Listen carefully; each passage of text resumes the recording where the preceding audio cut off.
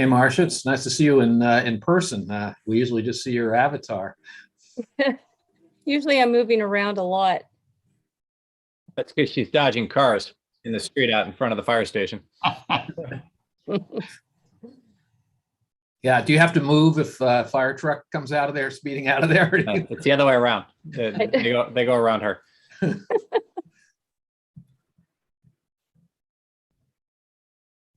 Okay, we are almost ready.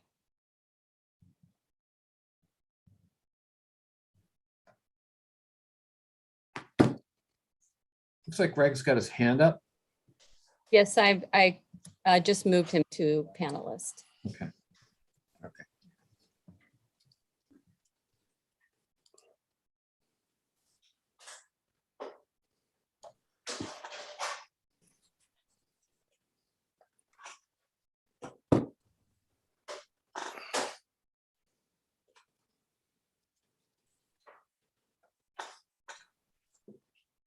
Okay, we are recording and we are live streaming. Welcome to the Moraga-Orinda Fire District regular board meeting, January 19th, 2022. Marcia, would you take a roll call, please? Director Bates, I'll call the meeting to order. Director Bates, Here. Director Danziger, Here. Director Jex, Here. Director Jorgens, Here. President Donner. Here.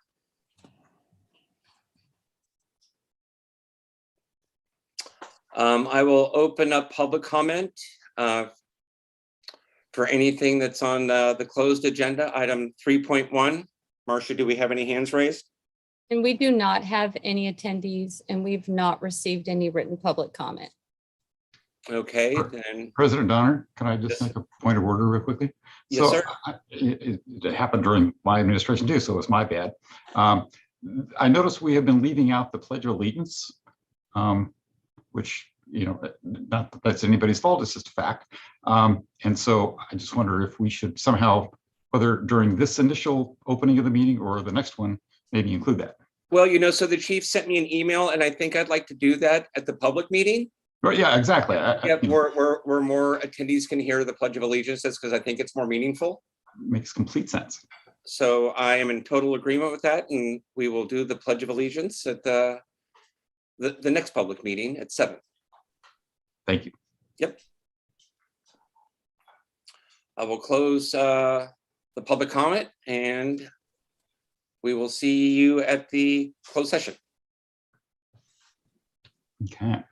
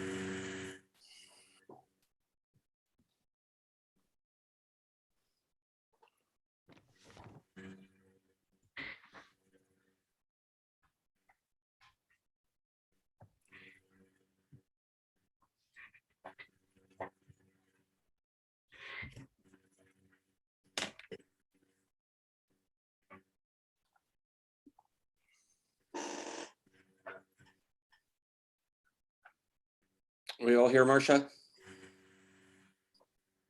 Yes, we have all arrived and it is now 7 p.m. Okay. Good evening, everybody. I'd like to call the meeting to order. Marcia, can we get a roll call, please? Director Bates, Here. Director Danziger, Here. Director Jex, Here.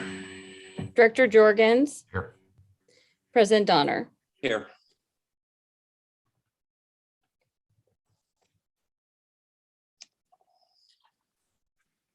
Did we want to? Oh, yes. I'd like to start off the meetings with the Pledge of Allegiance. I pledge allegiance to the flag Flag. of the United States United of America States of America. and to the republic for which it stands, one nation, under God, God. indivisible, Indivisible, with liberty. and justice for all. for all. Thank you.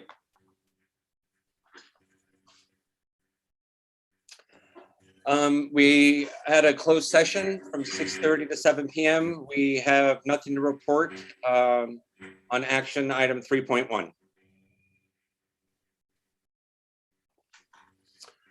I'd like to open up public comment for items not on the agenda. Marcia, do we have any hands raised?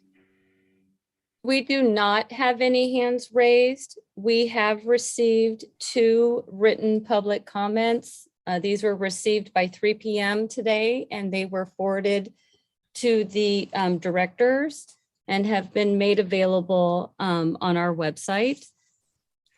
The first written public comment was from Charles Porges. And the second written public comment was received on item 6 from Jonathan Goodwin. Thank you, Marcia. I will close the public comment.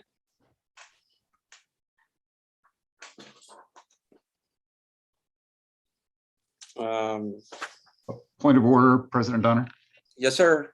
So I would like to make a comment on the things that we got in because there were some incorrect statements there. Jonathan Goodwin had mentioned that he questioned the validity of the vote, the motion and the vote for your office. And he was misinformed about our rules and procedures. So I just want to quote so the public knows what the facts are. In our current resolution 11.03, that are the governing documents for how we carry on meetings and elect people, et cetera. Under section 3, presiding officer, and then 3.3, participation of the presiding officer. It specifically says the presiding officer may move, second, and debate from the chair, subject only to such limitation of debate as are imposed on all board members, and the presiding officer shall not be deprived of any of the rights and privileges of a board member by reason of acting as the presiding officer. So specifically, I was allowed to make that particular motion as the chair of the meeting at that time. And he also goes on to refer to Robert's Rules of Order, and Robert's Rules of Order only comes into account in our jurisdiction if there are things that are not clearly explained in our governing rules, and this is clearly explained properly in the governing rules. Thank you, Director Jorgens. I think that clears that matter up.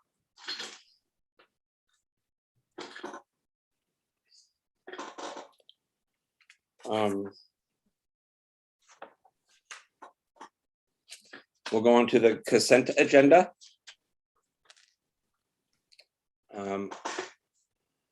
7.1.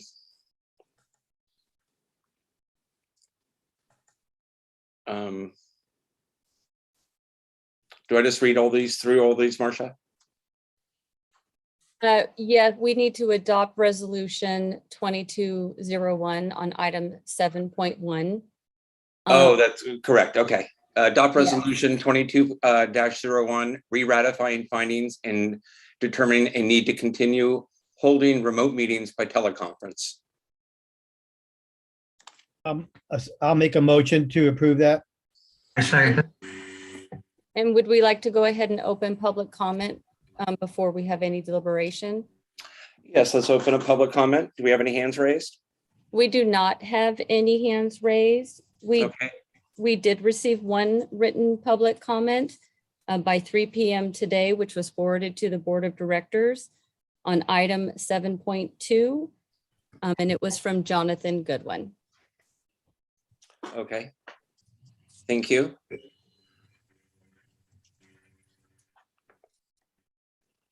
Do we want to, so we had a motion to pass resolution 22-01.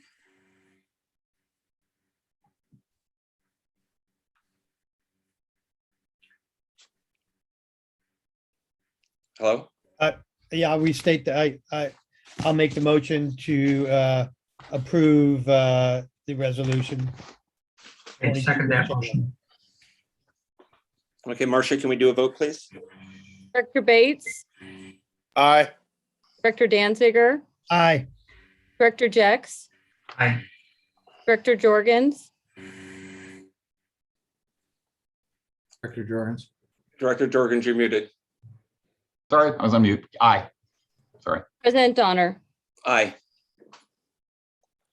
Okay, the motion passes. I move that we pass the rest of the consent agenda, since we already had public comment on all the rest of the consent agenda, items 7.1 through 7.7.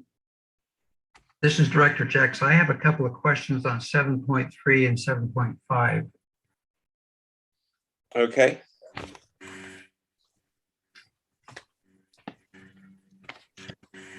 So I'll make a motion that we approve 7.2, 7.4, 7.6, and 7.7.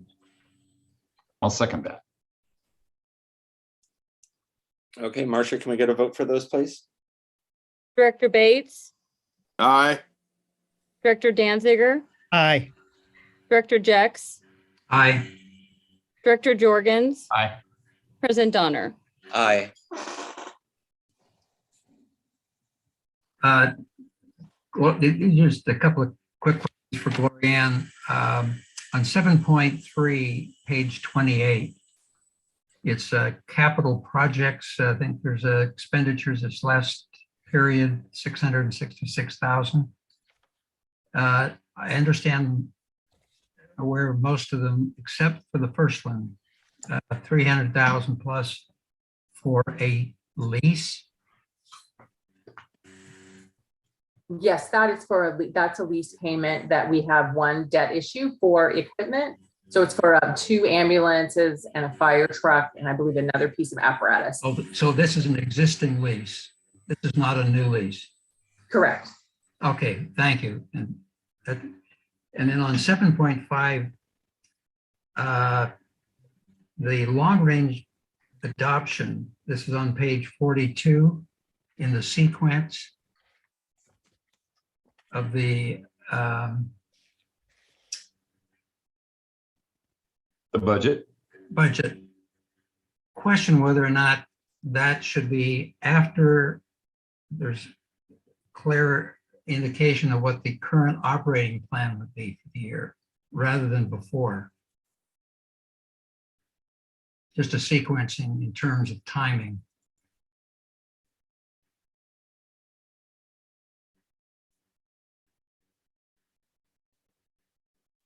Can you say the concern again? I'm looking at item 7.6 on page 42, and I'm not sure 7.5, what page in the 42, page 42. It's 7.5. Yes, sir. You're speaking about the annual operating budget timeline for fiscal year Yes, 2023? yes.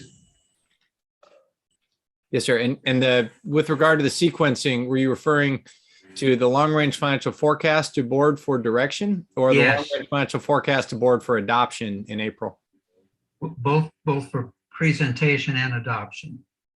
Whether or not the presentation should follow basically when we have the operating plan for the year has been reviewed. Yes, sir. And I understand that the discussion previously has been that the long-range financial forecast was obviously the long view under which we would then make we could then make decisions about the current year in alignment with the both the board's direction as provided in the long range financial forecast, and then obviously the budget realities of what our revenue and expenditures looked like. Were we to change that order so that the annual budget occurred first and then we updated the long range financial forecast, I would have to ask the question of, would we be working from the previous year's direction with the long range forecast? The long range forecast normally includes the current operating plan. And so if you don't have an operating plan, at least some indication of what it's going to be, what would you put in terms of the long range plan? No, I understand, sir, but I from my perspective, we turn that around. In the absence of understanding around the long range plan, it's going to be very difficult to make decisions that having to do with capital items that will affect the annual budget. So we'd be working off the 2022, the prior year's long range financial forecast to develop the current year budget with regard to which items are included in the current budget. But I agree with John. I think the historical way that that's happened is that we put in at least a case. Tentative. The tentative budget, not the approved budget, in the first year of the long range financial plan, and then see how that works as a first year of the financial plan. And if issues come up because of that, then we know how to go back and modify it. Yes, sir. It's an iterative process. Yes, sir. I agree with the iterative nature of it. We could certainly change the order. There is a chicken or an egg element here, particularly as we make decisions with regard to what should be included in the budget beyond our costs that are outside of our control. But I think my memory is that's what we've always done. We've always had the first year of the long range plan be that year's budget. Yeah. Well, the order has been this, or we've done the long range financial forecast workshop and adoption, and then the budget. But the long range financial forecast obviously is informed by the revenue and expenditures to date, or at least as of the last update.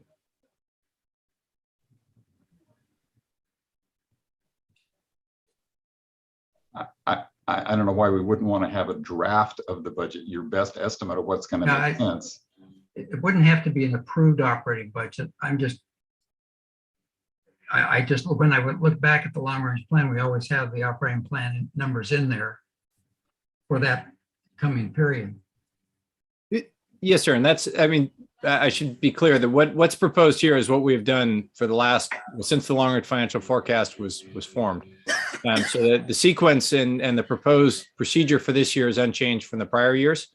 But we're at the board's pleasure to see the draft budget before the long range financial forecast was updated. We certainly could reverse the order.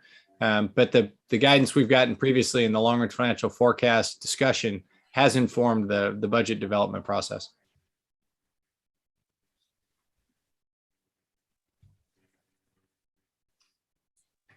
That's not the way I remember how it goes. My memory is that the draft budget is the first year of the long range financial forecast. Well, I don't disagree with that, budget, sir. Whatever you want to call it, Yes, sir. But the way it's been presented has been the long range financial forecast workshop and discussion first, and then we have the first of the budget workshops, the workshop, and then the two hearings.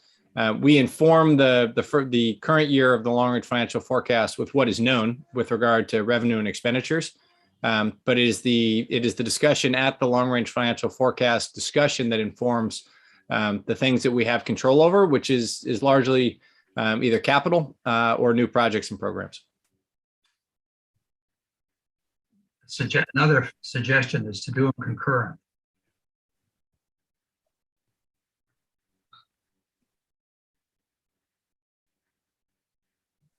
Yes, sir. We certainly could do that, and I have no objection to bringing it forward in that manner.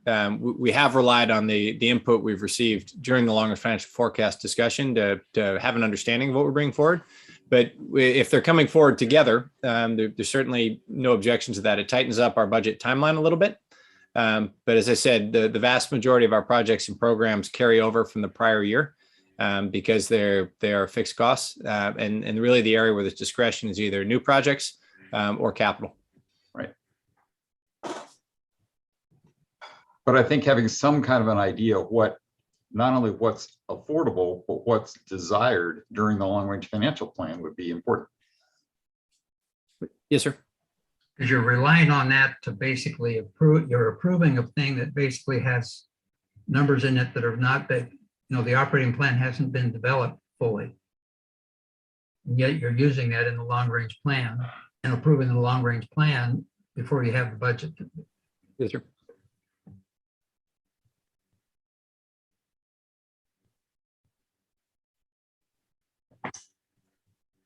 Well, do we want to approve and file 7.3 and 7.5? Or do we want to keep talking about No, 7.5? we can approve them. I'm just making a recommendation before we get to that point, that we ought to just at least do them concurrent so that we're not putting in numbers for the year that we haven't really I understand. approved. And then the next meeting, it's presented for adoption, and we haven't even got the operating plan approved. So Yes, sir. they should be concurrent. We understand, sir. And we can bring forward the proposed an initial draft of the budget in order to concurrently in order to inform that discussion. Okay. Great. Thanks. You okay with that direction, Chief? Yes, sir. Okay. So I move that we approve the two, I don't remember which. 7.3 7.3 and 7.5. Yes, thank you. I move we approve 7.3 and 7.5. Second that. Marcia, can I get a vote, please, on 7.3 and 7.5? Director Bates, Aye. Director Danziger, Aye. Director Jex, Aye. Director Jorgens, Aye. President Donner. Aye.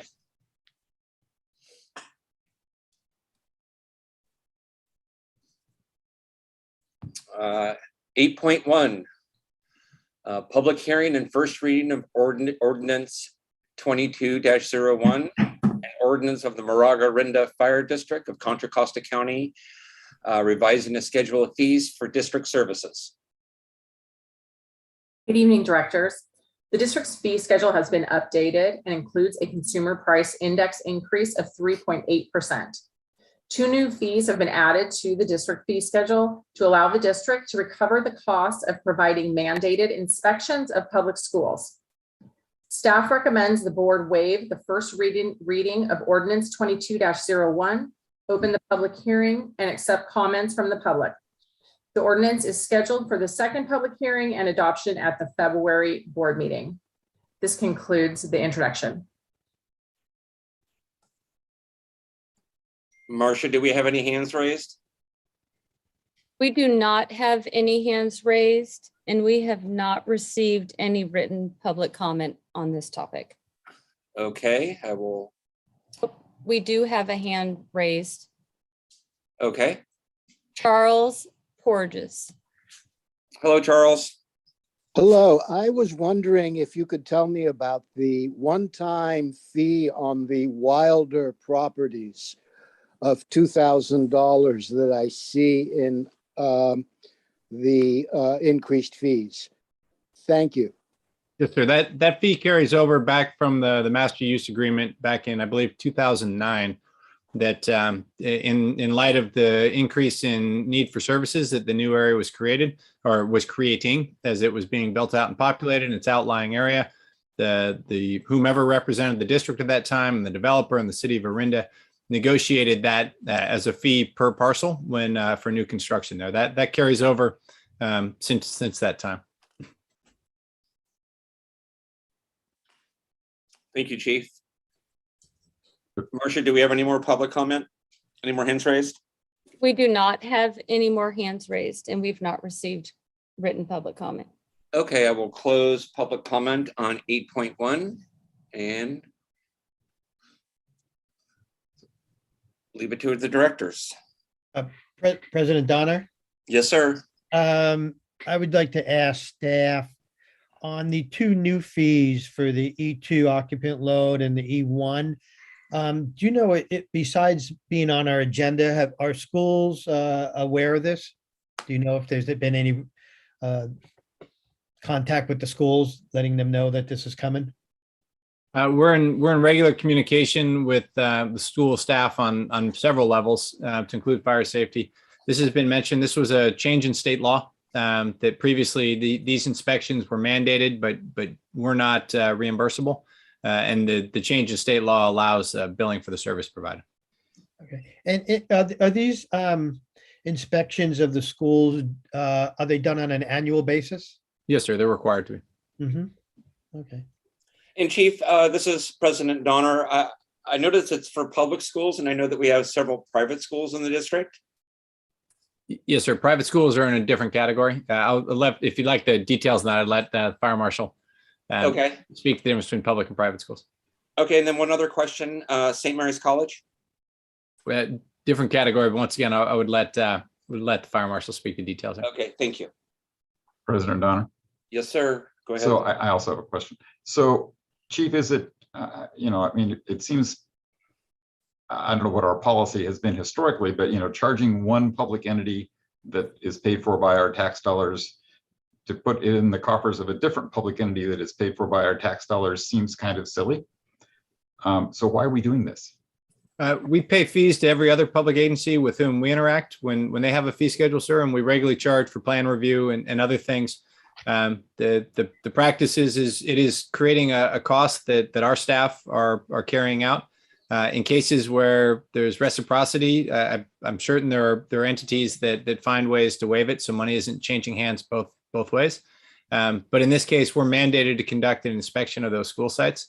We're allowed to recoup the cost. It's certainly the district's or the board's prerogative to either waive or to not include those fees. From our perspective, we seek to gain cost recovery on everything that we do in order to preserve our capacity to provide additional services to other folks.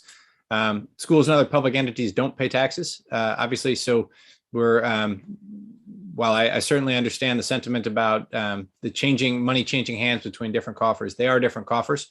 And I felt obligated to at least bring forward the opportunity to recover the costs we are encumbering when we go out and conduct these inspections.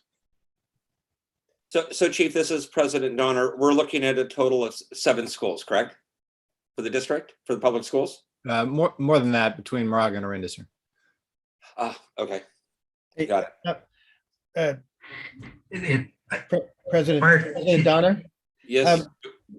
I would like to hear what you brought up before. I'd like to hear from the fire marshal how we treat the public schools as well as St. Mary's College. The private schools. Good evening, directors. California State Fire Code and the Health and Safety Code mandate these yearly mandated inspections for the E occupancies, R1s, R2s, I occupancies, and high rises. The E occupancies are K through 12. That's specifically written out in the Health and Safety Code. We do inspections at St. Mary's. That is under the R2 occupancies for the dorm rooms. And private schools versus public schools, Jeff? We do private schools just like the public schools. We have in the past charged for those private schools. It wasn't until that recent change in the legislation that allowed us to charge for the public schools. President Donner. So I guess my difference is these are entities that are 100% within our tax base, the city of Moraga and Orinda. Our tax dollars go to support these entities, unlike St. Mary's College or private schools, which are for-profit things, or at least not subject to tax dollars. So I just don't, I don't know, other than the city of Orinda, I can't imagine, and the city of Moraga, what other taxable, taxing entity there is in our 2 jurisdictions that we have to pay fees to? Oh, air quality, sir. No, within Orinda and Moraga. Oh, yes, sir. I don't draw a distinction between those. But I do, because I pay taxes to Orinda, Moraga, right? And whether I pay $1 to the school district or $1 to MOFD, it's the same. It's just dollars. And transferring and paying it to the school district and then having them transfer it to MOFD when it's all a closed system doesn't seem like it's overly important to me. And it's going to cost money to collect it.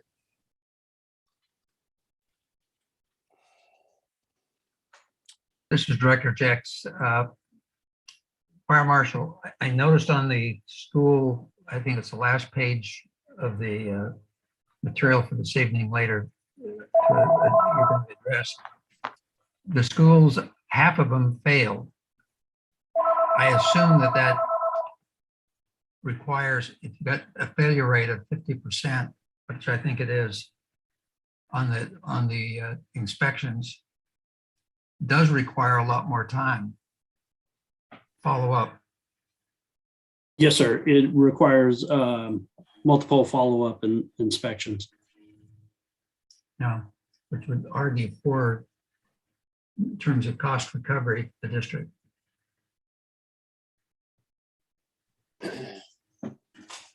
It's all just money. I mean, we're here to provide services to our own particular community, and all it's going to do, we pay an outside, well, maybe not for these things, but we send bills and they write checks and we pay fees to banks, and there's money going out of our community when we bill each other for these things.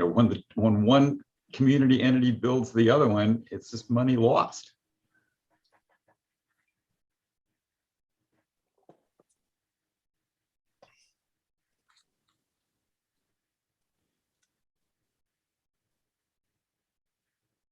I don't feel strongly. It's not a lot of money, but it's just.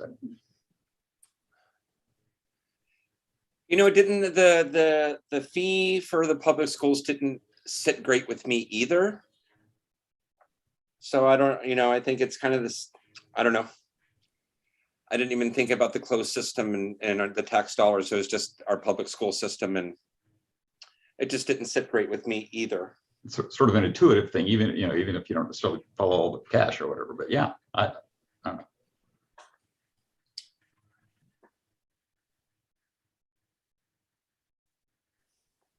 Anybody else have any other comments? Any other directors have any comments? I would say if we can get a little cost recovery, if we get some fees back, then I'd be for it.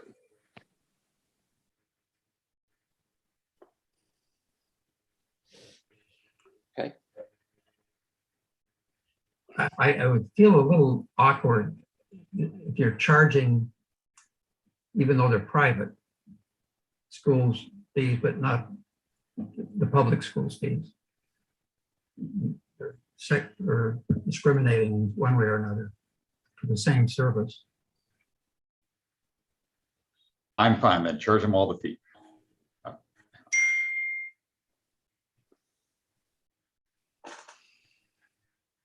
So I'll move that I think we've already had our public comment stuff. I'll move that we pass item 8.1 as it is.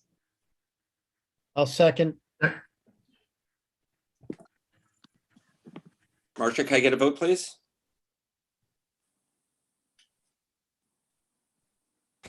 Director Bates, Aye. Director Danziger, Aye. Director Jex, Aye. Director Jorgens, Aye. President Donner. Aye. Motion passes. Go ahead. I'm sorry, Director said, just ahead of this, I wanted to introduce Michael Cohen, who was an associate at our law firm and a specialist in redistricting. And so Michael will be addressing this next matter. Good evening, directors.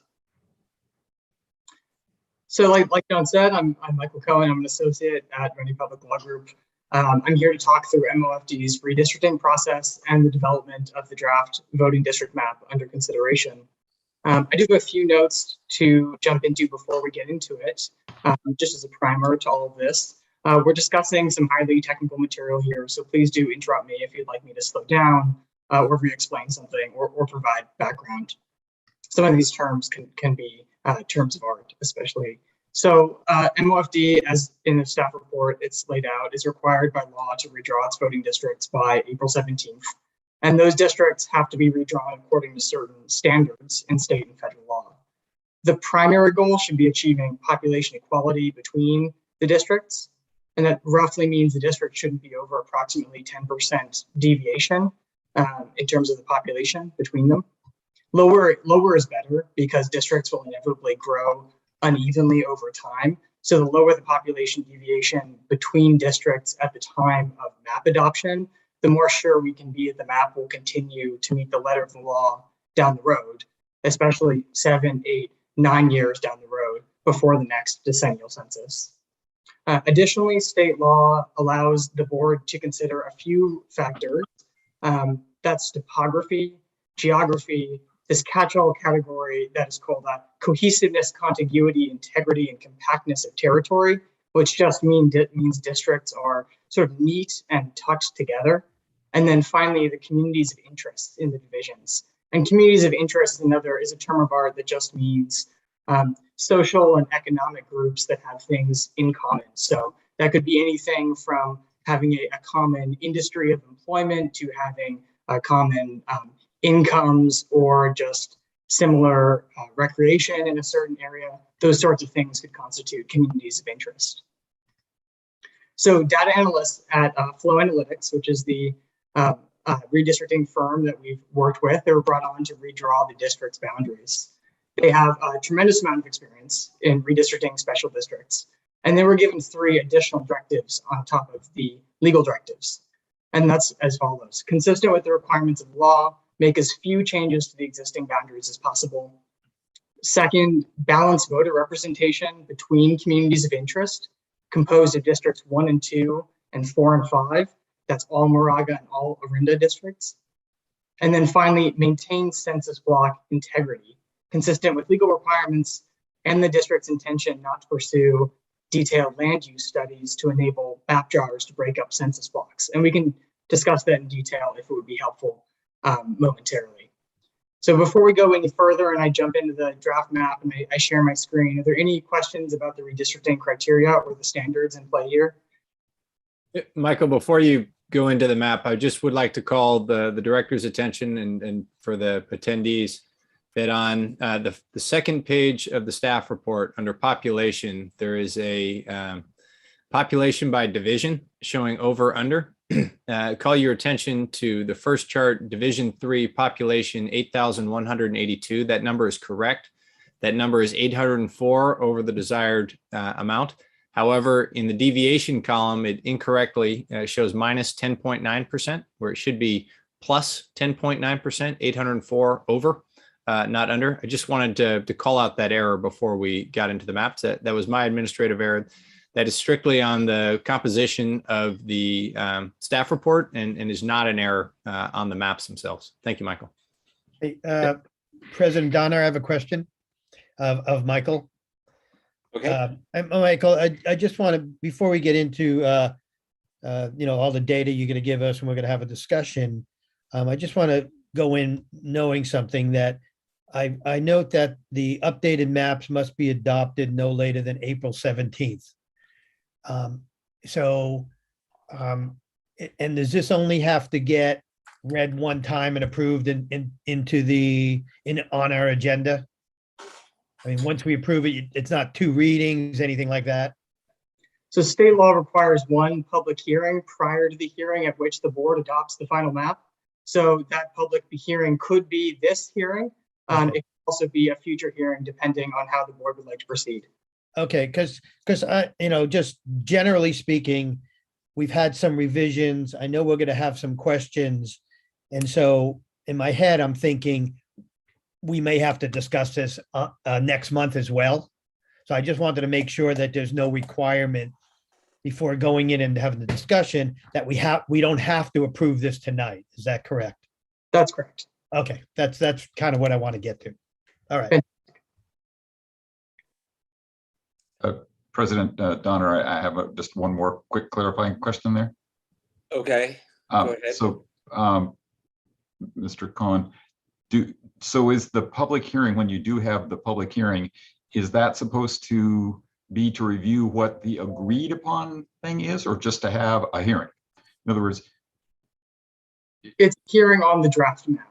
So the hearing does not have to take place at the time at which the has a final map in hand, but there could be, for instance, public input on a draft map, and then you have the next hearing at which you adopt a final map with certain changes. Great, thank you. Marcia, I'd like to open this up to public comment before the directors deliberate anymore. Do we have any hands raised on 8.2? We have 2 hands raised. If I may suggest letting Michael Cohen go through his full presentation. I wasn't sure if he was done yet, Chief. Thank you. No, sorry, I interrupted him. That was my error. Okay. Michael, go ahead, and then we'll go right to public comment. Thank you. Fantastic. I was planning to share my screen so that I could Yes. go through the map. And I see that, I believe, Marcia, you have to stop sharing your screen so that I can.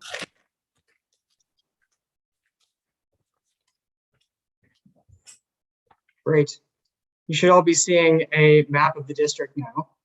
This is the draft map that the analysts returned to us. They felt universally that they had followed the directives as closely and as fairly as possible. So I'm going to walk through their map drawing process as it was explained to me, so that you can get an in-depth view of what Flow Analytics actually did. So they started by analyzing the existing districts, and that involved developing a summary statistics report of the existing districts containing all the relevant data, including the population deviation between the districts, which at this point is now 20%, which is far beyond what is legally permissible. Given the directive to change the existing districts as little as possible, Flow set out to bring the existing districts into legal compliance with as few population shifts as possible. And ultimately, they were able to do this with 3 small shifts. So I'm going to talk through those shifts, but before I do that, it's important to recognize that applying the 2020 census data generated 1 minor deviation from the existing districts at the outset. So this change was made because census blocks, which are the smallest units of census data, have actually changed shape since the district first adopted its voting district boundaries. The census blocks, specifically in the southern tip of District 4, and get a better view for you here. You can see it right here where my cursor is.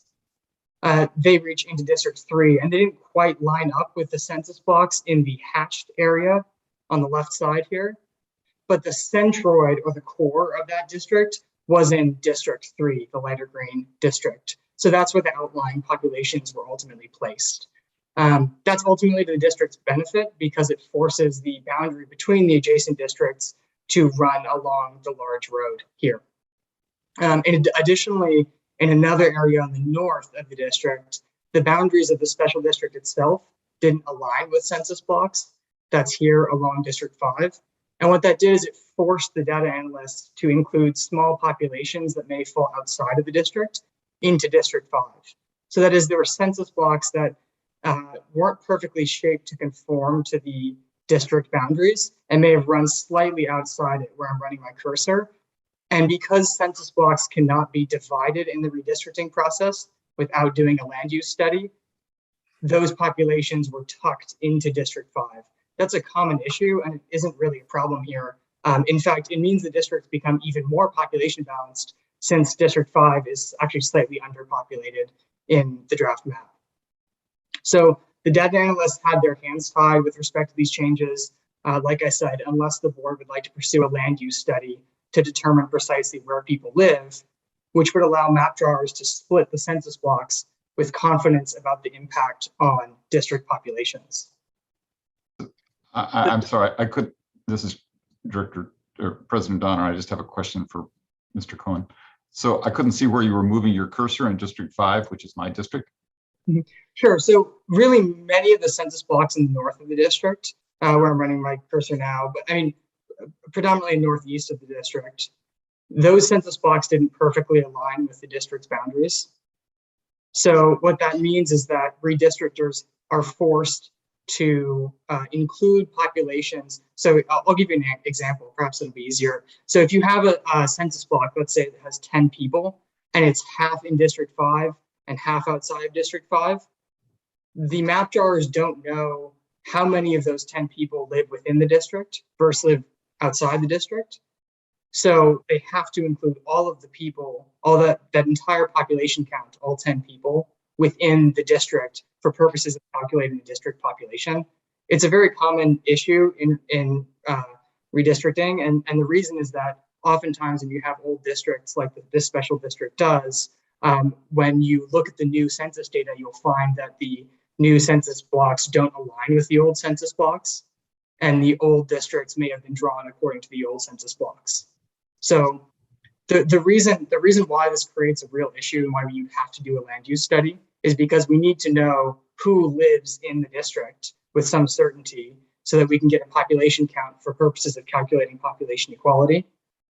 And so in order to actually split up a district, a census block, excuse me, you'd have to do a study to figure out precisely where people live within that census block to understand how splitting it might impact the population of an adjacent district.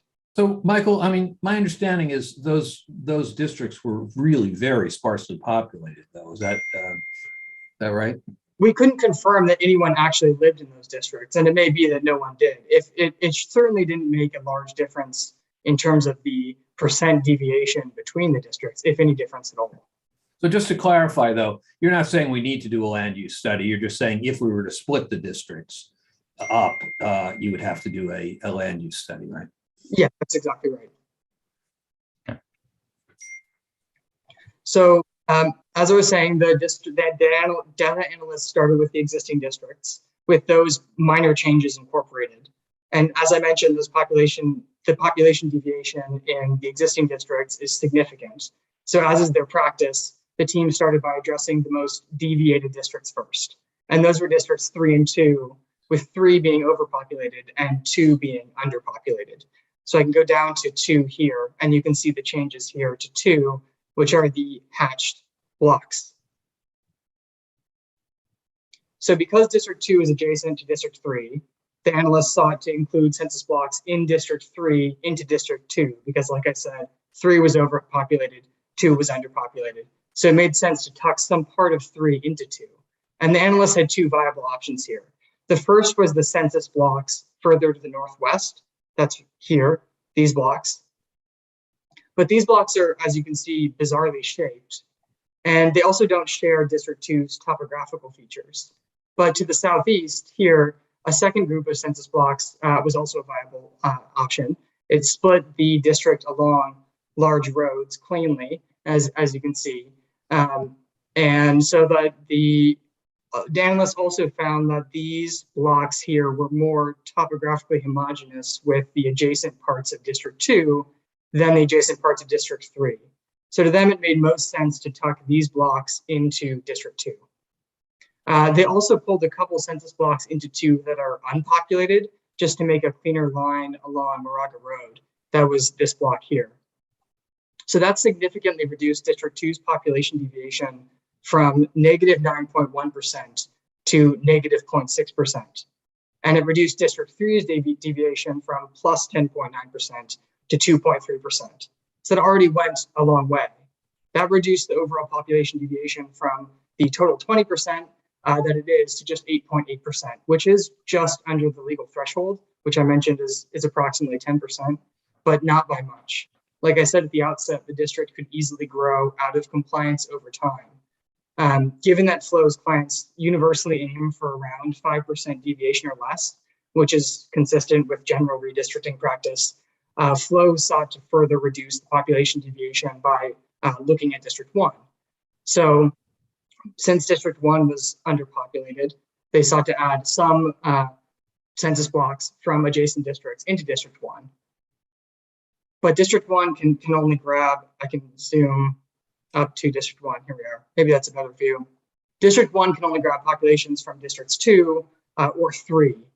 District 2 was already underpopulated and very nearly balanced, like I mentioned, because they had already included parts of District 3 into that district. So they went for census blocks in the overpopulated District 3. Most of the census blocks abutting District 2 and District 3 weren't populous enough to make a difference, or they were so oblong that District 1 would have to reach far up into canyon to create balance. I can show you that. I suppose this is the best option we have here. I can try to zoom in. You can see some of these census blocks here. Many of these census blocks along this corridor have 0 population. And so including them into District 1 wouldn't give District 1 the population that it needed. But the analysts did find 2 adjacent census blocks in District 3 that were the perfect size, which could provide District 1 with the necessary population without detracting significantly from the compactness of District 1 or 3, or creating significantly more overall population deviation. And those two census blocks are these two right here. So the one that is underneath the text that says Country Club Drive, and then the one that is just above the road in Canyon Road here. So that made District 3 more compact, partially. But you could see that there was also, it started created an angle against District 2 here. And what the analysts found is that they could further equalize voters in the communities of interest represented in Districts 1 and 2 and 3 and 4, adding needed population to 1 and 2, by tucking these two additional census blocks into District 1 that I'm running my cursor over here. And what that did is it created a clean line along Moraga Way. It made District 3 far more compact, and it went a very far way toward equalizing the populations in 1 and 2 and 3 and 4. So that's how the analysts came to this part of the map. But District 4 was still overpopulated at 4.5%. So they had to do something about that. But since District 2 was nearly already population balanced, and District 5 is, like I said at the outset, underpopulated, the analysts opted to put a small population of 200 to 300 residents from District 4 into District 5. And I can zoom to District 4 so that you can see. It takes a little while to load this because it's actually very data intensive. Let's see.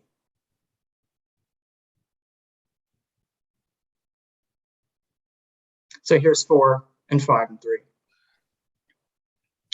So the analysts had two options to add population to District 5 from District 4. They could, over here to the east, they could cross this highway and pull District 4 populations into District 5. Or alternatively, they could give populations from District 4 that were already across the highway over to District 5. And ultimately, they decided to avoid crossing the highway more than necessary. So they opted for the latter.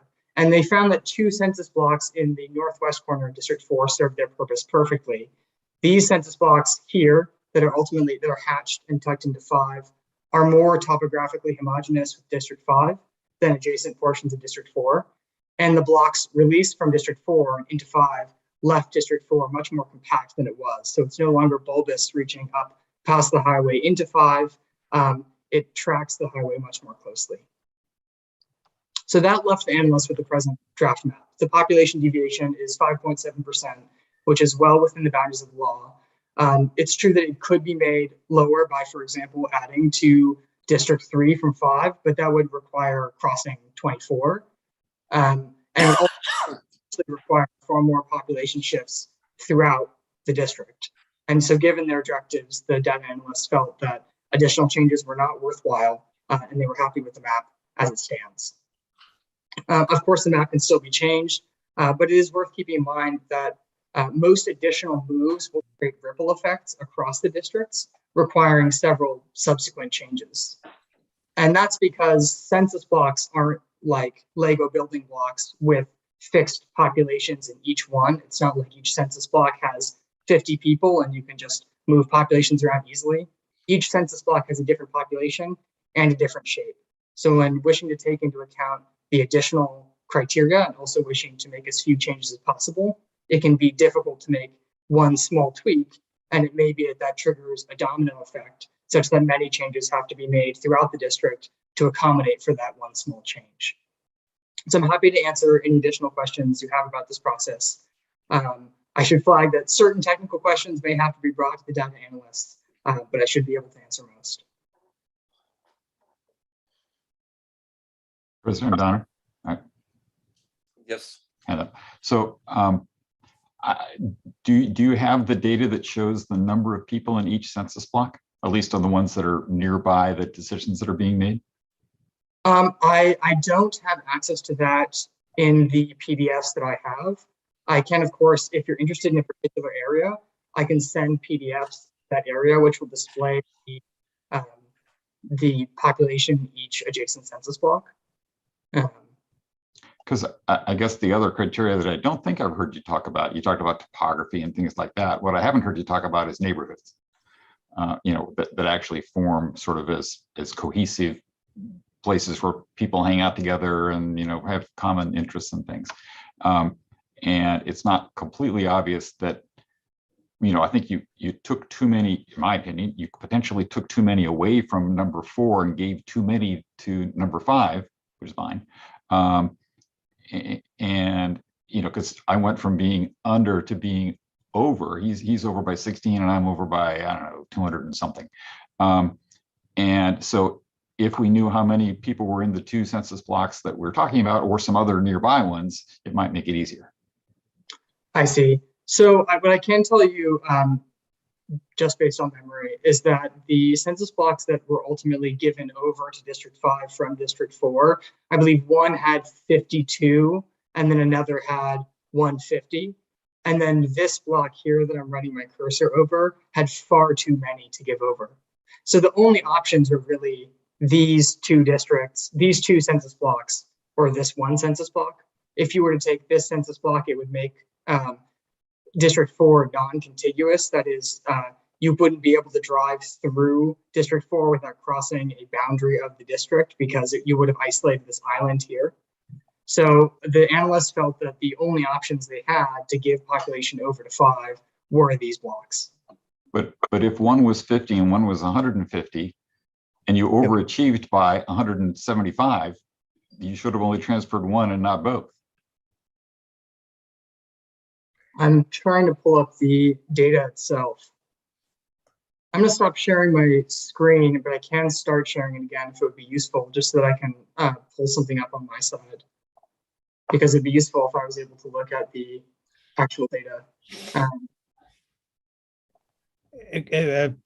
Director Jorgens, I'm hearing too that they took in, you'd mentioned neighborhoods, and I mean, just speaking specifically on neighborhoods, it looks like they gave Orinda Woods to District 5. And so that's what it looks like. I'm not positive it's all Orinda Woods. Yeah, it's not. It's not all. And they also gave a whole bunch of areas around Lake Cascade, which is maybe okay.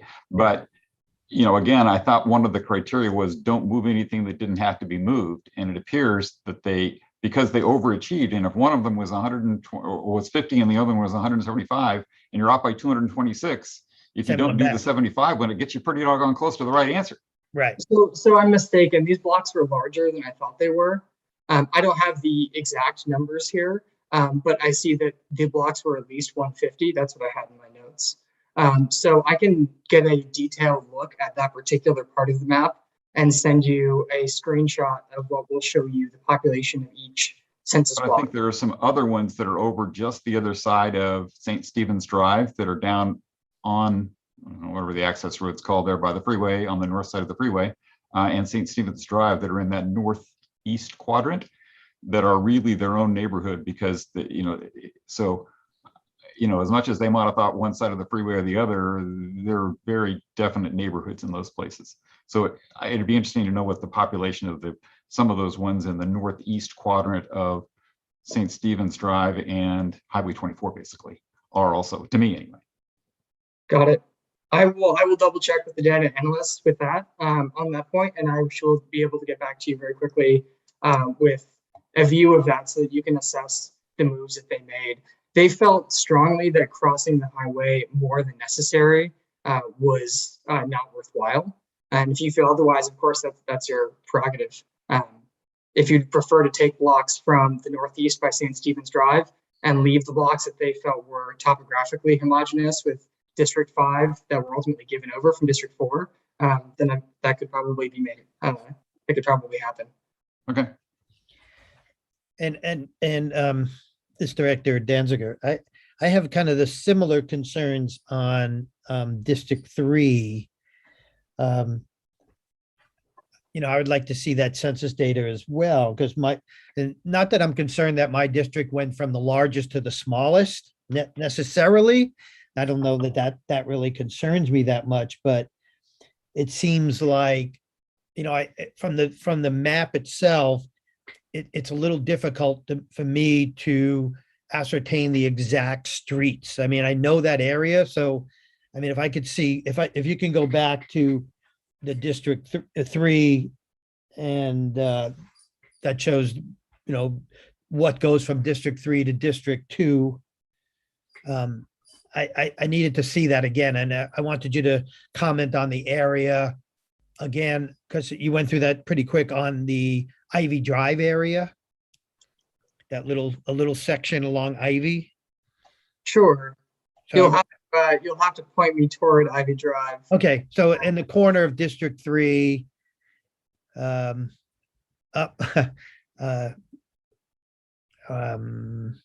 yeah, it's not, you come down, pull everything down a little bit. So it's where it says, yeah, you're still not showing. Bring it. Is our key overlapping with the street you're speaking about, or? No, you actually want to slide the cursor thing up. So he wants to see further. Yeah, Oh, I yeah, see, there I you see, go. I see. There, that's what I want to see, right there. So in that area, you see where it says Fiesta Circle, Coral Drive, yeah, in there. So if I'm hearing you right, you're saying that area was District 4, and now it comes to District 3? Oh, I see. You're speaking about the changes because the census blocks didn't line up with the Yeah. south tip before. Right. Yeah. So I can point out easily where that change was made. So you can see that initially District 4 ran right along the street here. That's Ivy Drive. Mm-hmm. Right. But what we found was that the census blocks didn't quite match up with that shape. Oh. So now the census block, which you can actually see in this map, comes up and around here. It's this purple line. Yeah.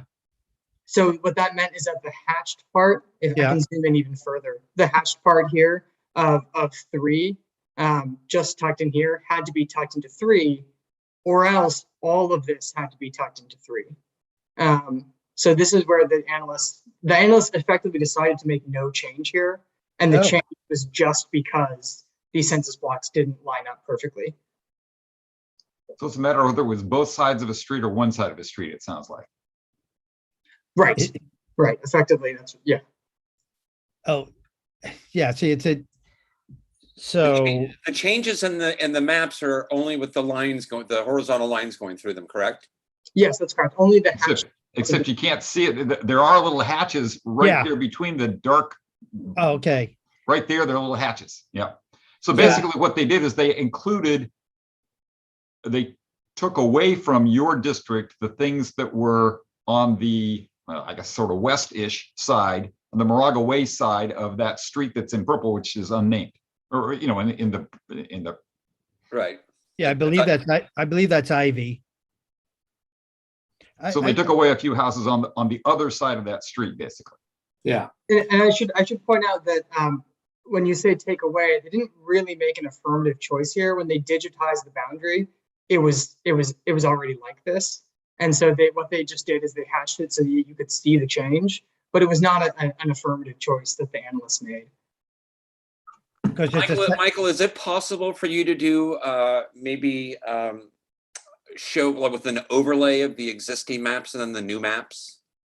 Yeah, absolutely. I can at least toggle between them very quickly. Let's see. Well, isn't it already there? It's the existing map is the dark line that surrounds each district, right? Yeah, but if you'd like to be able to get a slightly clearer view, just because I know the streets and census blocks can get in the way, this image might be more useful to you. There you go. That's a little bit more helpful just to kind of see what's happening. So really, you can see there are three changes. The first one I spoke about, parts of 3 being tucked into 2. The second one I talked about parts of 3 being tucked into 1, and then finally parts of 4 being tucked into 5. And there are some very sort of de minimis changes here related to the census block overlap issue, but those are the only changes.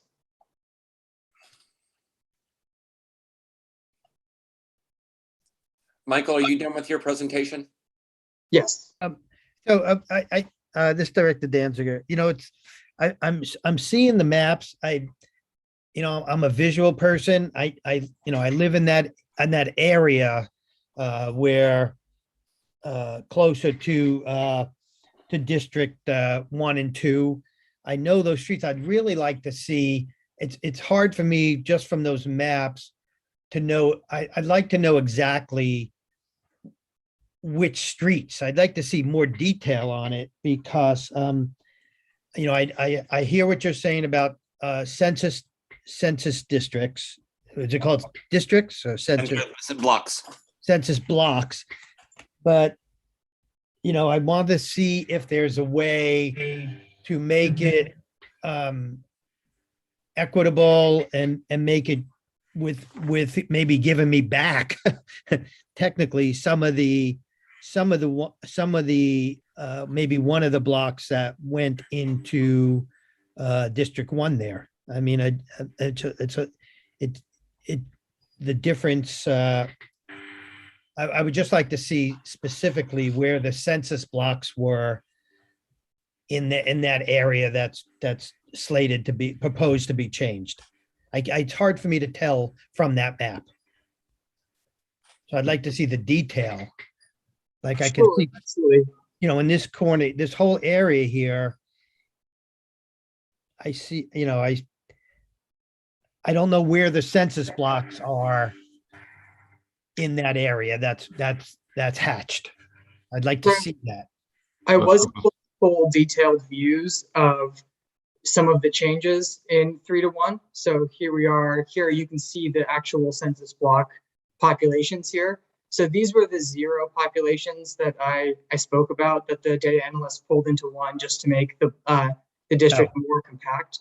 And here was the 131 that the analysts initially pulled in. Okay. But then they realized they could pull in these additional blocks to equalize the populations between 1 and 2 and 3 and 4, which was their third directive.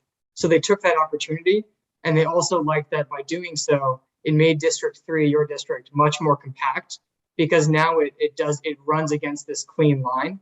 And it also means that Districts 2 and 1 can split along Moraga Way for the entirety of their Met boundary along. I'm having a hard time figuring what is that clean line. I'm looking at names of streets. I'm not sure. That's not Moraga Way. What is that? Is it? This one is Moraga Way. Yes, so I'm running my cursor. That's Moraga Way. Okay. So am I seeing right there where your cursor is?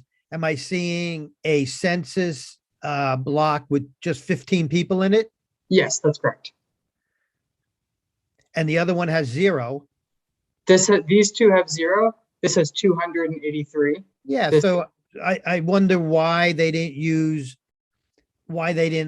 Well, okay. No, I see why. I see why now. Okay. I'm just, it's now that I see that detail, I'm seeing that, yeah, you can't just put those back in 3. That just wouldn't be contiguous. It would be difficult. And the other census block there has 283 that's leaving, that is proposed to go from District 3.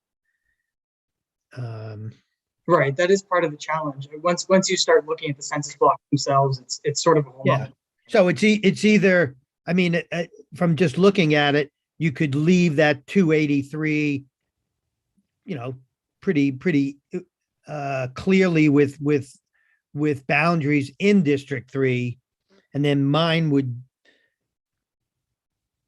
be almost at 0. I mean, almost at 0 if you left the 283 and put the rest into the other districts.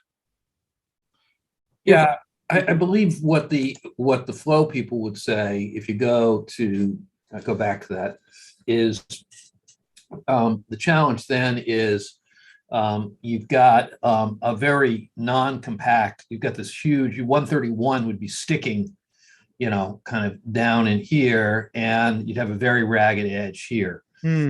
So I suspect that's what the flow folks would say. I don't know, Michael. Yeah, that's right. I mean, ultimately, it's a value judgment between keeping the populations relatively equal between districts 1 and 2 and Uh-huh. 3, 4 versus versus leaving this in District 3. I will say that District 3 has experienced significantly more growth than any other district over the course of, at least since 1996. We found that when we were looking at the data, District 3 had grown far larger. And typically speaking, those historical patterns will continue. So if to the extent that District 3 is slightly underpopulated now, Yeah. it may be that down the road, the map will continue to experience reductions in population deviation as District 3 grows, as it inevitably will. Yeah, I could definitely. Isn't that where Wilder is? Yeah, exactly. Wilder. Yes, I could definitely see that. And so if this is a year and a half old data, Wilder's right. grown a lot just in a year and a half, much Right, less all you're the right. empty lots, you know? You're right. Hey, Michael, is there a detail like this with the census for that area of District 3, that other little hatched area? Let me see what I have. I'm not sure that there is. I can tell you, I can reach out to the data analyst and see how many houses ultimately were forced into one district from the other, but I can tell you that it was not very many. I'd like to see where those census blocks are along that area, because there are some other streets in there that may, that whole, it's not much right there, but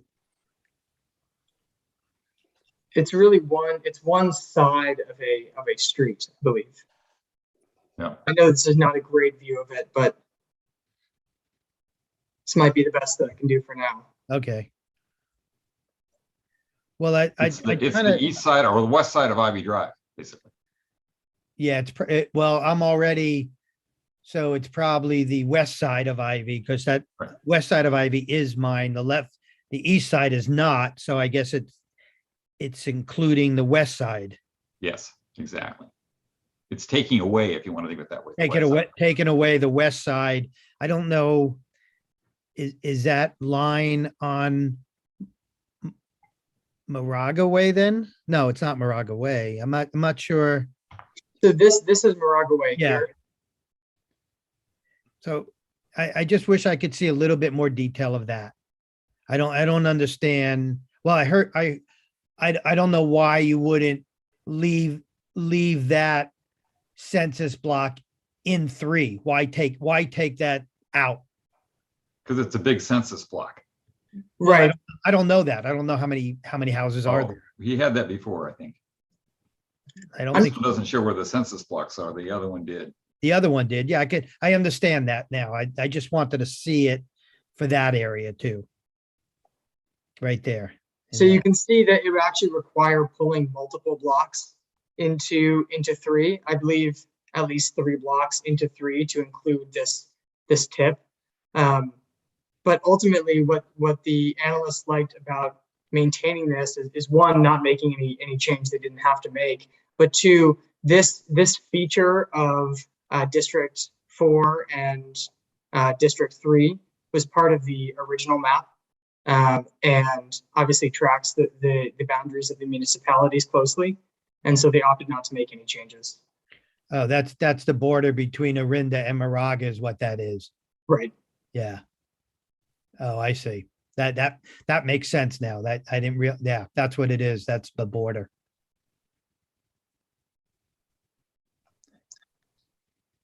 Okay. So if it would be useful to you, I can follow up with them and get a detailed look of that at that particular part of the map. And you can see how many people live in these census blocks that would all have to be pulled over into 3. Should you want to include that entire peninsula of 4 into 3. Mm-hmm. I would like to see that. I'd like to see the detail on that area.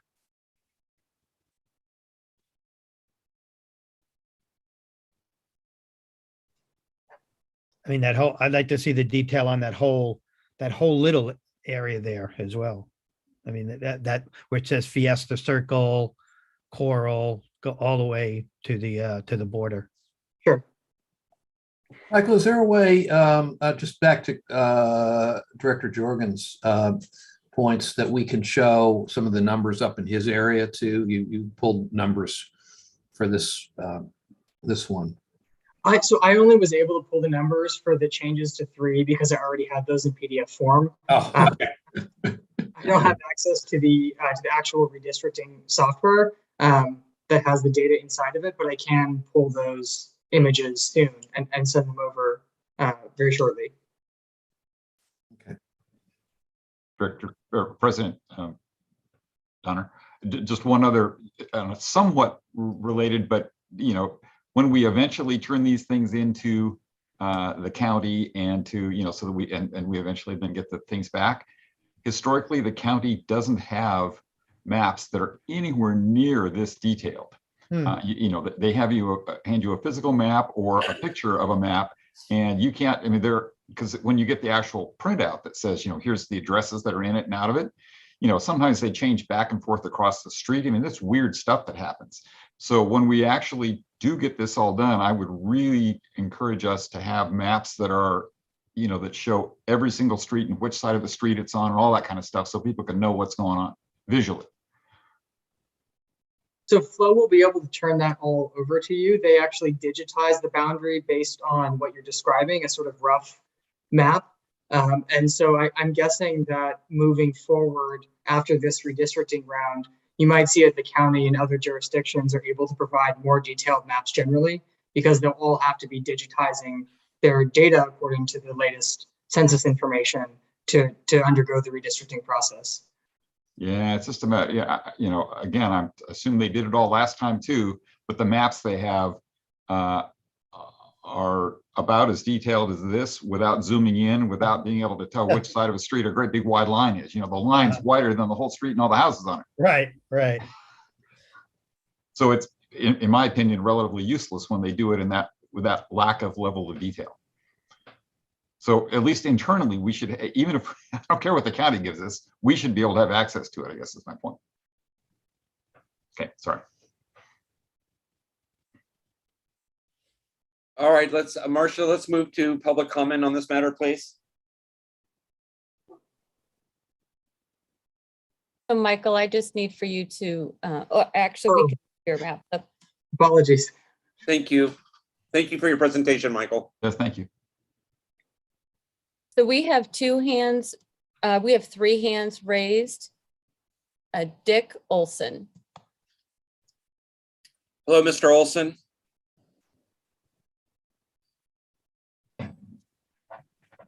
You're on mute, Dick. There you go. I just hit unmute, thanks. Yeah, first, just a general comment. This has been very edifying, Michael, because I had no previous understanding, even though I had worked on the design of the original and still existent divisions of the role of census blocks and the limitations that they impose. So I thank you very much for that.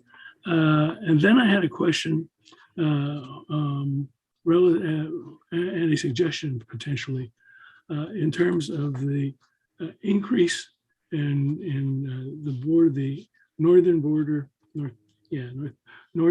of 1, and how it goes into where it shows School Street. School Street is really a defined neighborhood. It also is that whole area that you've shown, some of it being picked up by 2 and some by 1, is the center of the Moraga Center specific plan, which was a major change to the general plan of Moraga, and very high density zoning has been imposed in that area. And only very recently did the zoning happen. And in a recent presentation by our Moraga Town Planning Director that I attended, she indicated that they already have 2 major tracks being proposed in that immediate area, and a 3rd that is pending. So I think there's going to be a very dynamic change in the population that's in the hatched populations before the 2030 census. So I just throw that into the mix.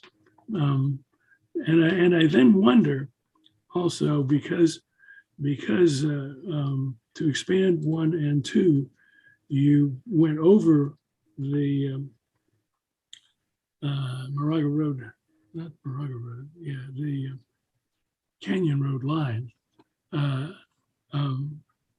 Whereas I thought previously that was a great line. It occurred to me that an alternative way of bringing some of that area into 1 and possibly 2 would be to use a also very well established thoroughfare that is not a road, but is the Lafayette Moraga Trail. Because it really does neatly segregate the School Street area and the Moraga Center specific plan from the other surrounding areas. And just to be very specific about what the notion I have is at the point where the Val Vista staging area is on Canyon Road, that's the very western terminus of the Lafayette Moraga Trail. And the trail then sweeps behind the School Street area and migrates up to the intersection of School Street and Moraga Road, and then continues down what will be in the future a through street, whether it'll be named School or St. Mary's, I don't know yet. That will then connect. We up have to- extended our 3 minutes. Thank you very much. I have articulated my suggestion, but I'd be happy to provide any further details if the members of the board or Michael were interested. Thank you, Dick.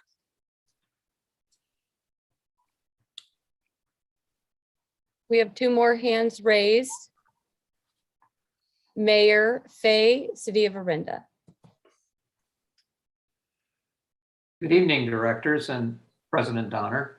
I'm coming here to you not as the mayor of Orinda because we haven't actually taken any position on your redistricting, only to commend you for getting into this difficult chore of redrawing your boundaries. I am very happy we don't have to do it in Orinda. I wish you the best. And it looks to me like you're having a very thoughtful discussion about this, and trust that the boundaries you ultimately settle on will be ones that are appropriate for your district. Thank you. Thank you, Mayor Fay. Charles Porges. Hello, Charles. Hello. Yes, no, I wanted to commend you on your progress on redistricting. My only request, which has already been made, is that we get very detailed maps with the streets showing and the blocks, tracts, whatever they're called, that could be moved with their numbers in them. I think that having that level of detail in a PDF where you can zoom in would be most useful both to the board and to the public to understand better exactly what's going on. And in particular, in the cases where a boundary has been moved just beyond one side of the street or another because of changes, some special attention ought to be paid there so that we know exactly how many houses got included or excluded from a borderline forced move. Thank you. Thank you, Charles. We do not have any more hands raised, and we have not received any written public comment. All right. We will close public comment. And we will move on to the regular agenda. President, Yes. no. Oh. I don't think we're done yet. Okay. I mean, the redistricting. I would just like to just publicly, I'd like to thank Dick Olson for the email he sent. He's and for all the work he's done on behalf of the district for the last quarter century at least. I find his historical knowledge of the district, very helpful in these discussions. So I just want to publicly thank Dick for that. Agreed. Just to what President Donner.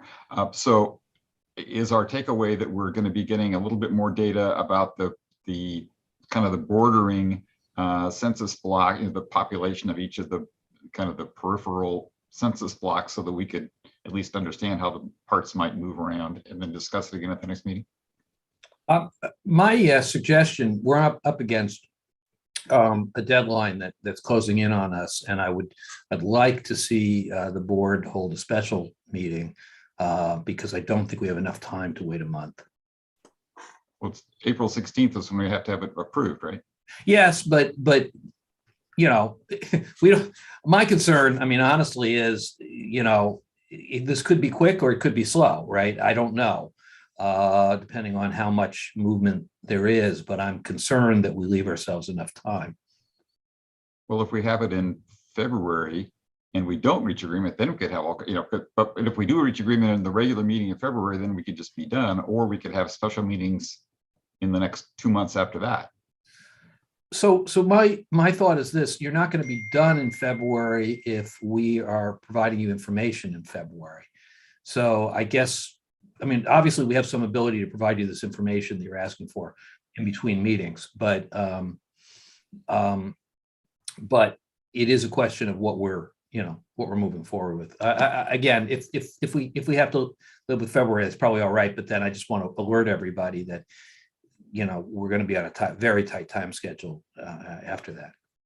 And for what it's worth, many municipalities are finishing up their redistricting round now this month, or very early in mid-February. And the reason is that, like John is suggesting, if minor changes need to be made last minute, the domino effect that I was speaking about earlier could take place, where it turns out you have to start shifting census blocks elsewhere in a district, and that can create additional tension points that may need to be discussed, and more changes may need to be made on top of those changes. So it can really be a drawn out process to hammer out the final map.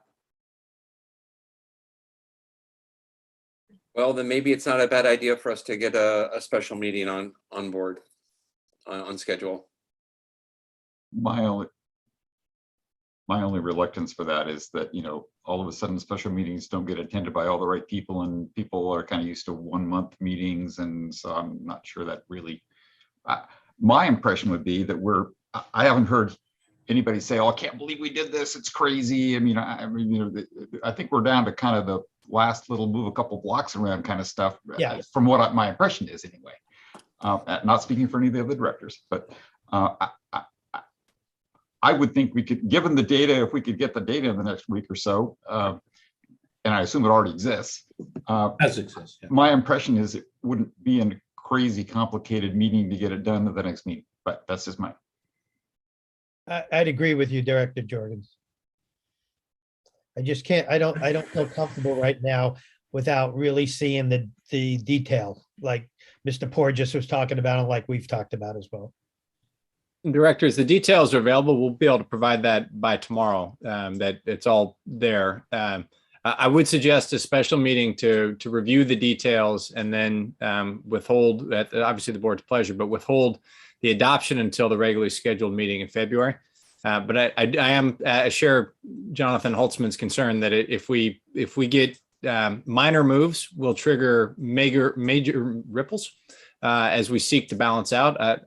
From my understanding from the map makers, options other than what has been presented, which is certainly the board and the public's pleasure to provide input on that and to adopt something different, but that minor moves will trigger major second and third order effects. So I would recommend a special meeting either next week or the week after in order to consider those minor moves with the goal towards adopting the final map at a regular meeting, hopefully in February, if not February, then March.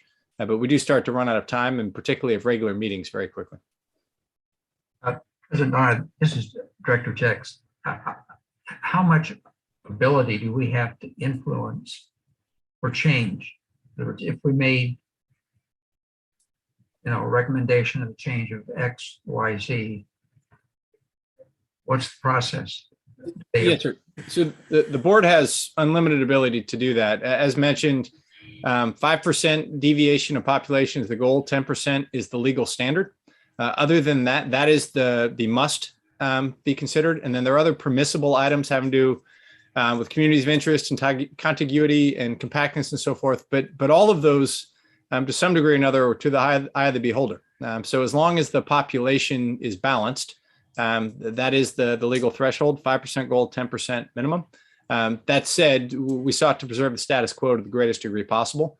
And the map makers indicated that preserving the status quo and achieving the population parity, there are very few pathways to doing that than what was presented. And that as things start to become get moved around, the population parity must be maintained within those thresholds previously mentioned.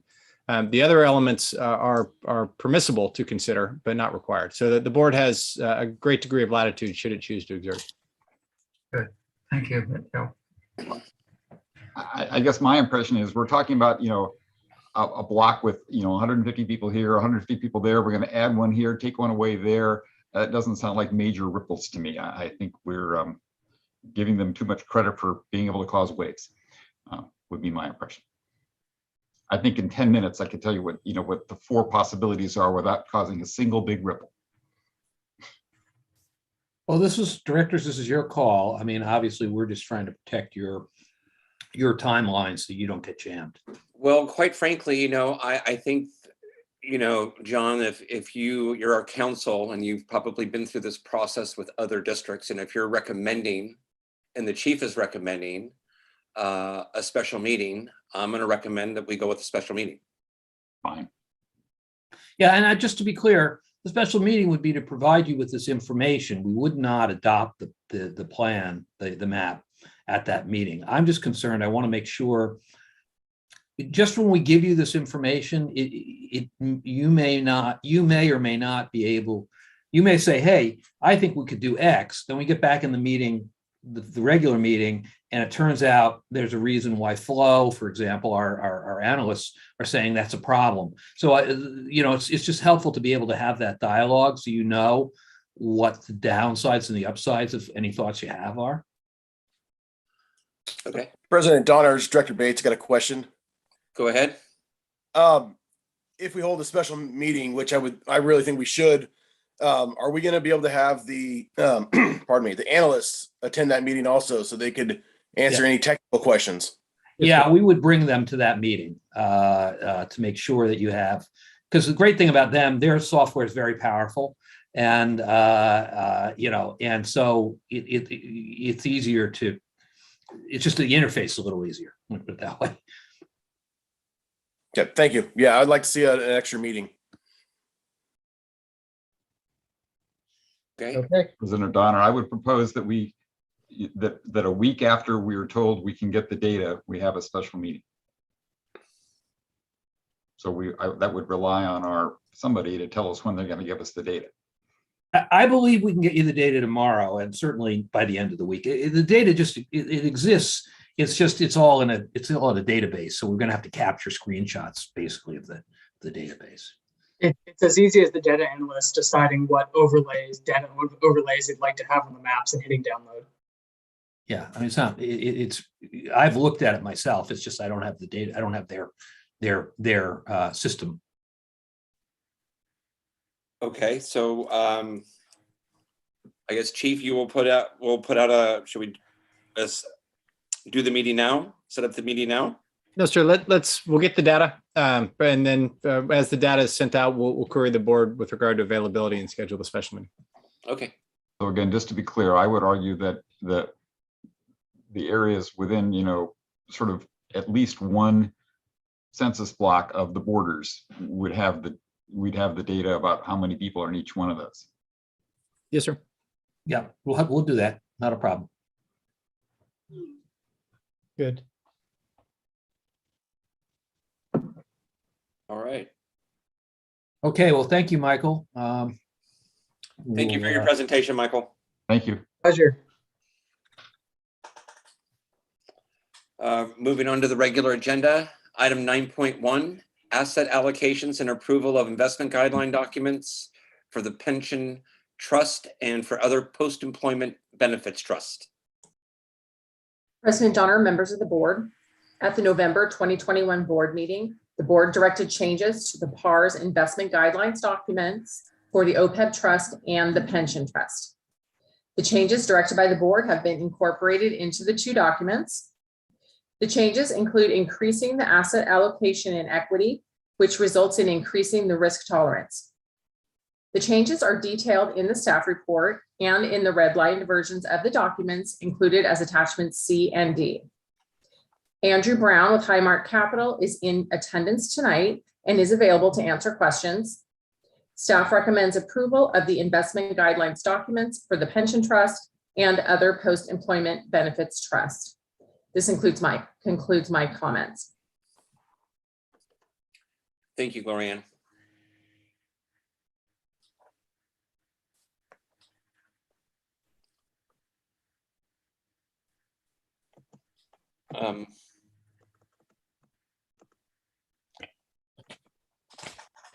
Do we have any, Marcia, do we have any public comment or hand raised?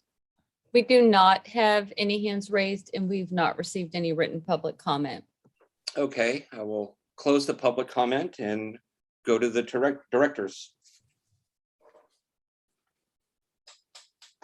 President Donner? I have a Yes, Craig. question, or comment, I guess. Yes. So looking at page 9.1 of the agenda, just the first page of the presentation, there's a little chart that shows, kind of what the existing and the new guidelines would be in the investment objectives. I guess I have a few wording changes and number changes that I would like to propose for that, or at least discuss for that first. One is, on the investment objective, it says customized strategy with a single goal of growth of principal. And I guess I would add the word long-term principal growth instead, because I think that actually is what our objective is. And the whole reason that we're saying that it's okay to be in equities more than just bonds is that we have a long-term view of what's happening rather than just worrying about, making sure we always have enough money to pay money out, which is one of the things Sarah has to worry about because they make regular payments out. In the second row, it says risk tolerance. And it used to say capital appreciation, high level of risk tolerance. And I guess I would say, now it says aggressive growth. I'm not sure I would necessarily say that, but and instead of calling it high level of risk tolerance, I would say volatility, which can be related to risk tolerance, but it's a different, when you're playing the long game, the risk of, I think if you look in the last, 120 years of what's been happening in the stock market, the equities on a regular basis long-term outperform bonds, for example. So that isn't necessarily riskier, it's just different. It's a different matter of how long your perspective is. So I would change that word instead of, high level of risk tolerance, I would say volatility. And then when it comes to the actual allocations, and I know we talked about this some, I'm not sure we gave exact, guideline or guidance last time, but one of the things it says in our asset allocation for fixed income, the new policy is 4%, fine. And I think I saw in one of their tables that they specifically were excluding the high yield bonds, but for me, I consider those to be risky. Having had friends in the past that lost, their entire portfolio in high yield bonds, if that's what, I don't think that's the kind of thing you're actually investing in, but some people call high yield bonds, junk bonds. And I don't think we ought to be in that business personally. So I would say, we can leave it the language the same, but add no high yield bonds. And then when it comes to developed international markets and emerging markets, I don't feel comfortable investing in emerging markets. 100% of our obligations are in US dollars and domestic, right? And all of our, all the payments we have to make are in US dollars for US obligations. And so diversifying against something that isn't part of our obligation set is not necessarily matching our risks, in my opinion. So I personally don't feel good investing in emerging markets at all. And even developed international markets, again, our obligations are dollar denominated. They're not euro denominated. They're not yuan denominated. They're not anything like that. And, China is considered a developed market, I think, at these days. And I personally wouldn't invest $1 in China right now because I think it's way too politically controlled. So I would make that more like 10%, not 30% for international things. We ought to be focusing on US equity markets, basically. That's my 2 bits. All right. Any other directors have anything to add? I would, this is Director Danziger. I agree with Director Jorgens. I mean, I had a couple of comments, not quite to the level you did, Craig, but I would agree with everything you said. And I'd like to hear from Mr. Barker on your comments. Thank you, Director. I think my partner, Andrew Brown, is the portfolio manager, and therefore he would be the better. Okay, person to comment. No sorry. worries. Yeah. Andrew. Yeah, I guess after listening to an hour of the map guy, I'm almost willing to give into anything that the board wishes to discuss. Director Jorgens, you know, the first 2 comments, yeah, I mean, volatility, long term, I'm fine with that. I think that's cosmetic, but I think that in the spirit of what you're trying to communicate, that makes sense. You know, and then when we start getting into high yield, junk bonds, emerging market and whatnot, you know, certainly I think it was Director Jack's in the last November meeting that offered up some hesitation on emerging markets. And so I took those to heart. And in the spirit of that, I broke it out from just international equities to try to minimize the amount that we would potentially be allocating to emerging markets. Certainly, I understand about risks with China, risks with Brazil, risks with a whole lot of those emerging markets. Technically, China is still an emerging market, even though it's 37-38% of emerging markets exposure. You know, I mean, the portfolio manager me would push back on the board and say, hey, look, I mean, over the next 10, 15, 20 years, where is the growth going to be taking place in the world? It is going to be taking place in India, in China, and some of these emerging markets. So I think it's important to maintain some emerging market exposure. I think that it helps in the diversification.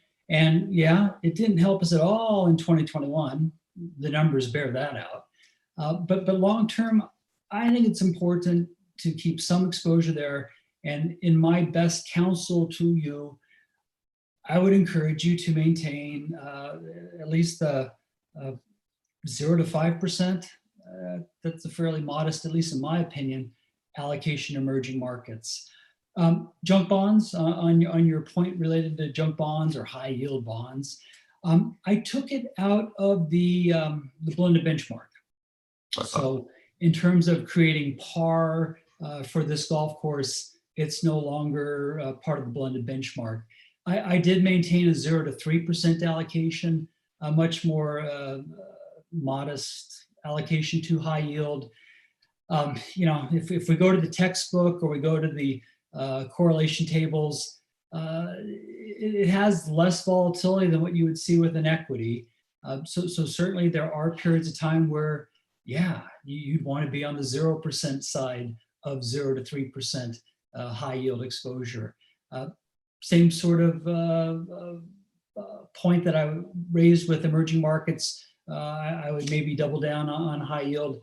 It's nice to have some ability to put some in high yield. But high yield looks like equity.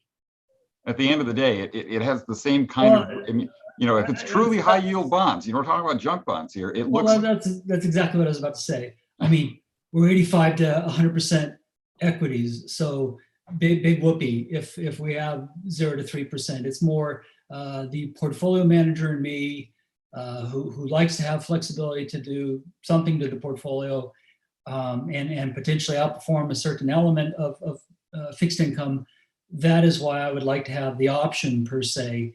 But if the lowest amount of equity exposure is 85%, you know, 0 to 3% at the margin, it's probably not going to do a whole lot to protect us or hurt us. So yeah, whatever you want. So, President Donner, I guess. So my impression again, you know, so we talk about emerging markets as one thing, and again, I would say, you know, having been an investor in India, invested billions of dollars in India in the past, a lot of it turned to zero. Okay, it grew like crazy, and those markets are still growing like crazy, and the foreigners made zero on them because the government can change the rules. Same thing happens in China. Same thing happens in Brazil. I've also invested hundreds of millions of dollars in Brazil, right? They're in wonderful growth stocks whose companies are making fortunes today, and the owners that initially invested in them were broke because the government changed the rules. So again, that's the risk that I see in these kinds of places. You know, it doesn't mean their economies don't do well. It means that the investors don't necessarily do well. And I think if we look back at the returns that our portfolio and the indices we're looking at have had historically, the S&P 500 has outperformed our portfolio every single time we've looked at it. And Warren Buffett had a lot to say about this. Remember, he told his wife, I think he had $1 million bet with a hedge fund manager that said, well, a whole bunch of hedge fund managers actually, and the S&P 500 was the right answer over the long term. So again, I come back to heavy, you know, no emerging markets, a small amount of developed international. Our obligations, you know, are all in U.S. dollars and domestic things that are happening. You know, I mean, obviously governments can change. I mean, if Bernie Sanders had his way, a whole lot of things would be changing here in the United States of America that may or may not be better for corporate businesses. So, you know, I know your background. I think it was in telecommunications, and certainly you've been on the ground in many regions in the world, and I respect your background. You know, I serve the board. If you don't want emerging markets in there, fine, take it out. But my best counsel to you is to keep some in there. I think that it can help risk-adjusted returns over the long term. And to your point, at least I think 1 year out of the 6-7 years that we've been working together, the S&P 500 was not the leader. So said differently, yeah, in our short term of working together, the S&P 500 has been the king. Doesn't mean it's always going to be that way, but yeah, in our history, it's outperformed Sacera for 25 years. I know. Okay. I see the same charts you do, Director Jorgens, but just because in our near-term history it's been one way, it doesn't mean that it can't help the portfolio to be in small cap, to be in REITs, to be in emerging market or even developed international markets. Okay. We make the changes that Craig indicated. Any more comments from any directors? Yeah, this is, you know, I respect Craig and John on this one a lot. You know, to me, so I just wanted to ask Director Jorgens, what did you say about the international markets? What would you like to see in that? Well, my thought was that, you know, instead of making it up to 30%, and actually in this case they had 35% because it was 5% emerging and 30% developed. So it's 35. That's a third of your portfolio internationally. I mean, I'm fine with, you know, 10%, maybe even 15% internationally. But again, yeah, you know, the U.S., you know, we do have a long-term perspective, which is great. But I think if you look back, the U.S. is over the long term has outperformed those other markets also. And so, and especially if you, and the thing that people often don't do when they look at other markets is they don't include all the companies that go bankrupt. Mm-hmm. Okay. And they don't include the companies that are in the S&P 500 that happen to invest in China and Brazil and other places, which is where the company I work for did. Both of them, one of them was NASDAQ. And things happen in those kinds of markets, and it's really hard to go back and capture all because the companies aren't listed anymore. So you can't do an average when their stock isn't on the exchange anymore, right? So all the ones that go bankrupt skew the data, but nobody ever takes that into account. And I guarantee that none of the portfolio managers that are out there take that into account. I did it as a consultant years ago, did some of that kind of work, and it changes the numbers a lot. Mhm. So. And I respect what you're saying, Director Jorgens. I mean, the bulk of the portfolio is going to be in the S&P 500. I mean, the benchmark's 50, and I think what did I put up to 60? Yeah, I mean 60%. Well, no, I'm not. I'm just saying domestic. I'm not saying S&P 500. I didn't say that. I said not so cap, much international. Into, right? So my proposal was to change two numbers in here. One was, well, three things. No high yield bonds, because I think those are severely problematic, especially in changing interest rate times, and we're going to be in one of those and potentially. And then I would say for developed international, it would be 0 to 10, and for emerging, it would be 0. That would be my proposal. I would support developed international to 15. Right, that's fine. Same ballpark. Fine. I'd go 15. And emerging markets, you want to? I hate to say 0, but I mean, don't forget, you get emerging markets whether you like it or not, because the S&P 500 has a material percentage of their portfolios invested in emerging markets. All these companies, every company you can name that's in the S&P 500 has investments in emerging markets. Mm-hmm. So, yeah, but it's different. I mean, you want to have exposure to foreign countries. I know what you're saying. Foreign companies in foreign countries. It's a different dynamic. Totally different. So remember, John's issue with China, for example, is that the numbers, and he's got lots of friends in the accounting industry, and I have lots of friends in the in the investment industry, and the answer is the accounting numbers that you get out of China change a lot sometimes, right? And you can't, ask Starbucks how they feel about it, or it was actually not Starbucks, it was a competitor of Starbucks that had completely fake financials and was listed on the New York Stock Exchange. Completely fake, gone, it all evaporated, right? So, yeah, I don't feel comfortable with that. I don't feel like I'm being a good shepherd of my money when I put it at that much political risk. And I don't think that happens in the US, because we have people like John's partners that audit things properly. Same thing happens in Brazil, all over the world. India, South Africa, pick your flavor. Been investors in all those places. With local partners in local companies, investing in those countries, not investing in the S&P 500 and things, with local joint ventures I negotiated. I don't doubt you've had those experiences, and those anecdotes are true. I'm sure that they are, but unless you have political connections in those kinds of countries, so you can't get burned because you have so much contact with the government, you get burned. You have to have the right partners that the government's not willing to upset. Okay, what do you want here? So I'll go back and change my proposal to be more like what Director Danziger said. No high yield bonds, up to 15% in developed international. I would agree with that. I defer to you on this, and more so. And I take my fiduciary responsibility, highly for our community, and I tend to be conservative, especially when other people's money here. And so I would agree with that, Craig. I agree. I am fine with that as well.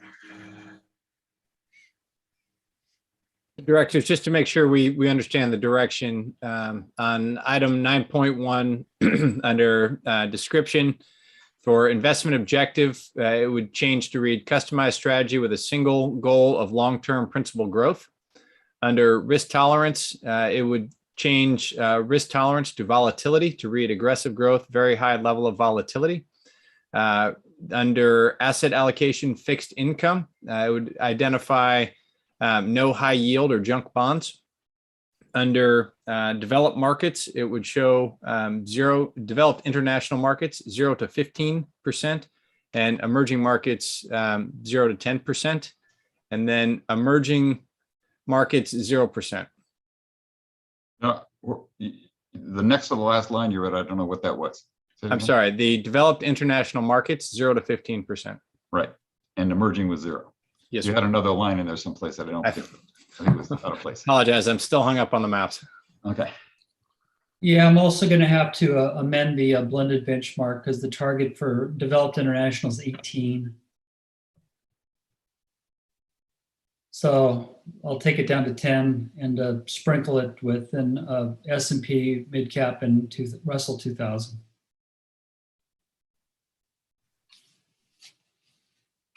I think it's going to be the 4th page, 5th page if you count the cover. Right. So is that something we're supposed to vote on? I think we're just giving them direction. Yeah, why don't I come back with a draft on this? Or revise the draft, I should say.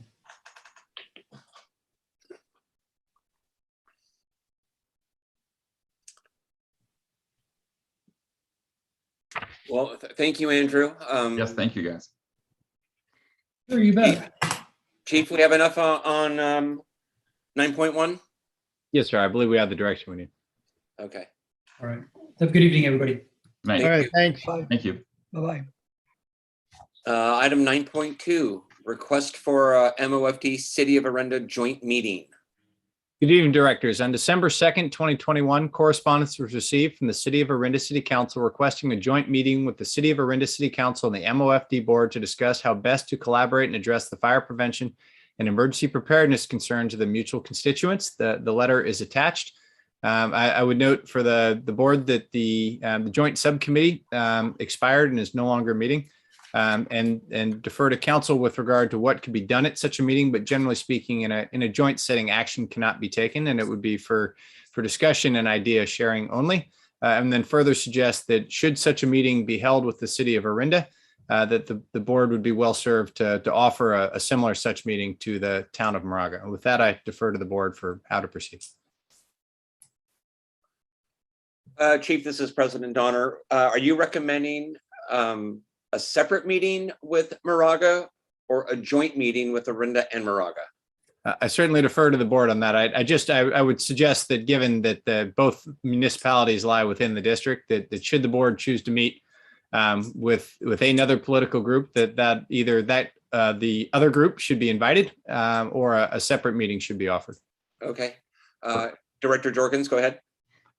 So I would propose that I think the City of Orinda has maybe a little, so I think having 2 is great. So start off with that. And I think, that it's clearly we should have a separate meeting and invite the City of Moraga to have one if they would like.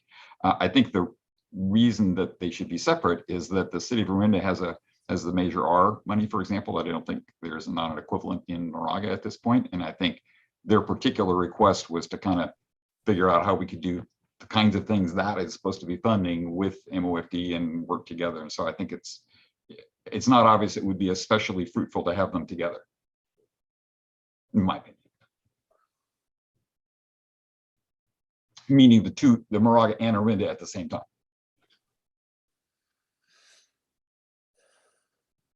Any other directors have anything to add? John or Craig, your Moraga people? Steve? Yeah, this is Director Jex. I would agree, an invitation at least should extend it to Moraga so they don't think that we're, not including them if there's something on their agenda that would be of importance. The Director Bates here. I would agree. I think we need to extend the invitation to Moraga. Same. As a separate meeting, though. Same, but if we have a separate meeting, maybe I would think for Moraga, yes, I would support having the meeting with Orinda. For Moraga, I mean, I think we would offer them the opportunity to meet with us. I don't know if we want to be the driver of the meeting, is all I'd say. I would agree with that. Okay. I think we should just say, if, you know, we're having one with Orinda, if you'd like to have one, we're good with it. Yeah, if you want to set one up with us, you do it. Right. That's how I would. We'll say yes. If you ask us, we'll say yes. Yeah. Yes, I agree. I agree.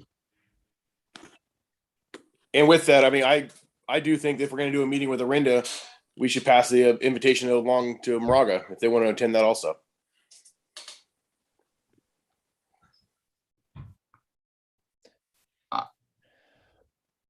Well, you know, I would, as Director Jorgen said, I think a lot of this meeting is going to be talking about the Measure R money that Orinda only has to spend in Orinda.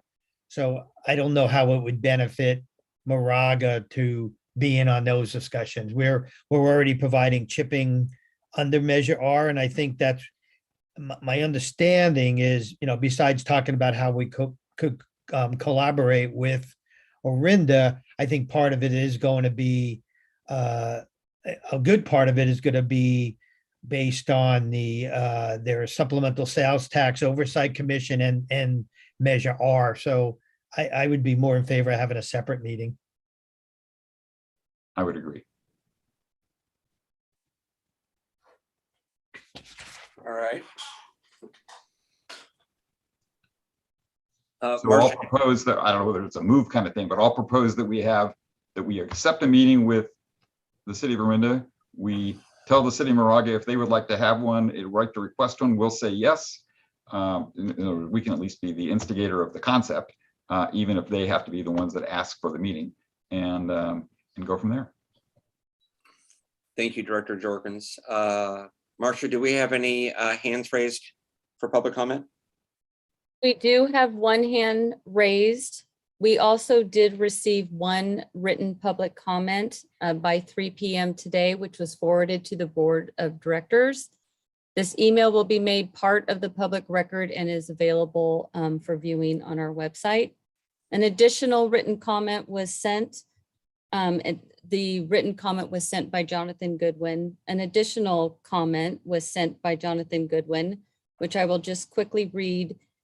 In addition, stated, I would also bring it to the board's attention that the fire code is due for its triennial review later this year. And this meeting would be a good opportunity to discuss the matter in some depth with the elected leaders of the city of Orinda. Thank you, Marcia. And we have one hand raised, you said? Yes.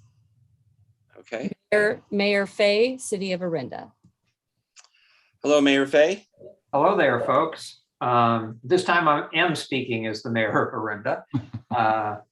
The city is very anxious to have this meeting because we feel that, as the previous mayor said in her letter, that collaboration with the fire district is critical to achieving the goals that our citizens are interested in.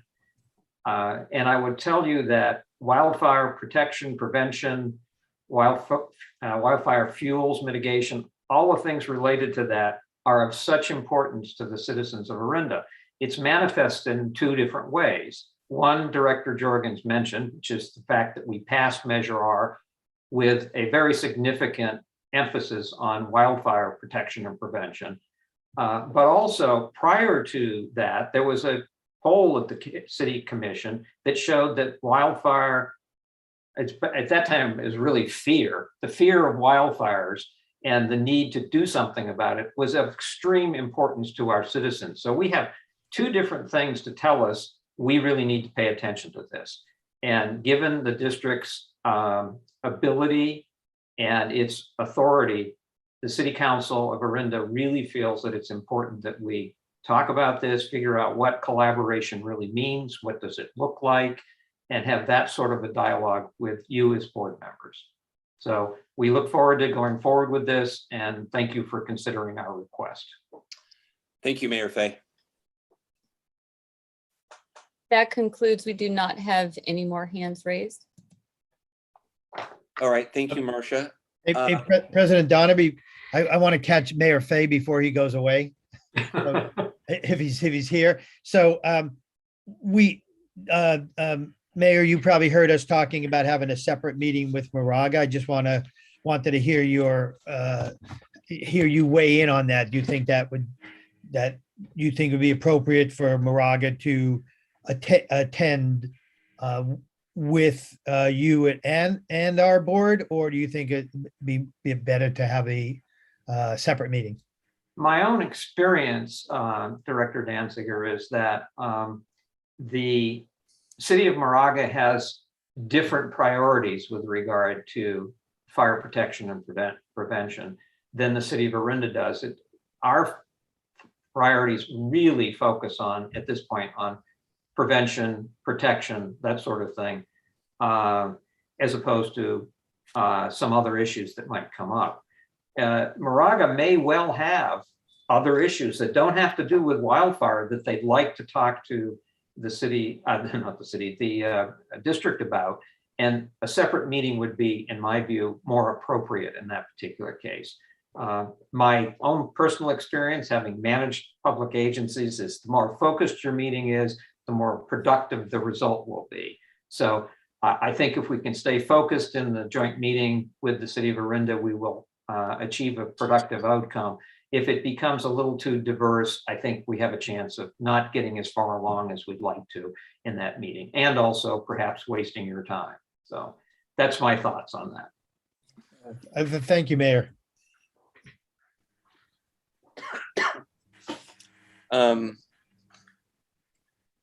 Chief, you have the direction that you need from the board on that?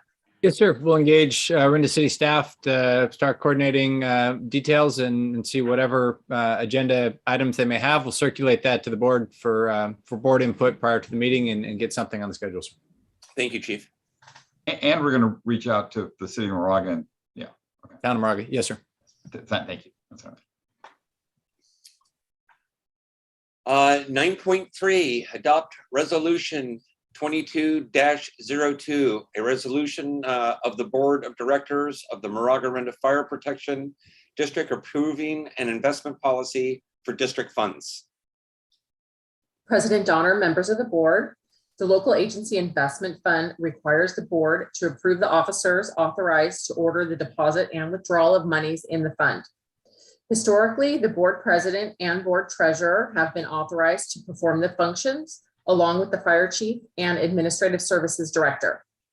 These functions are performed by district staff.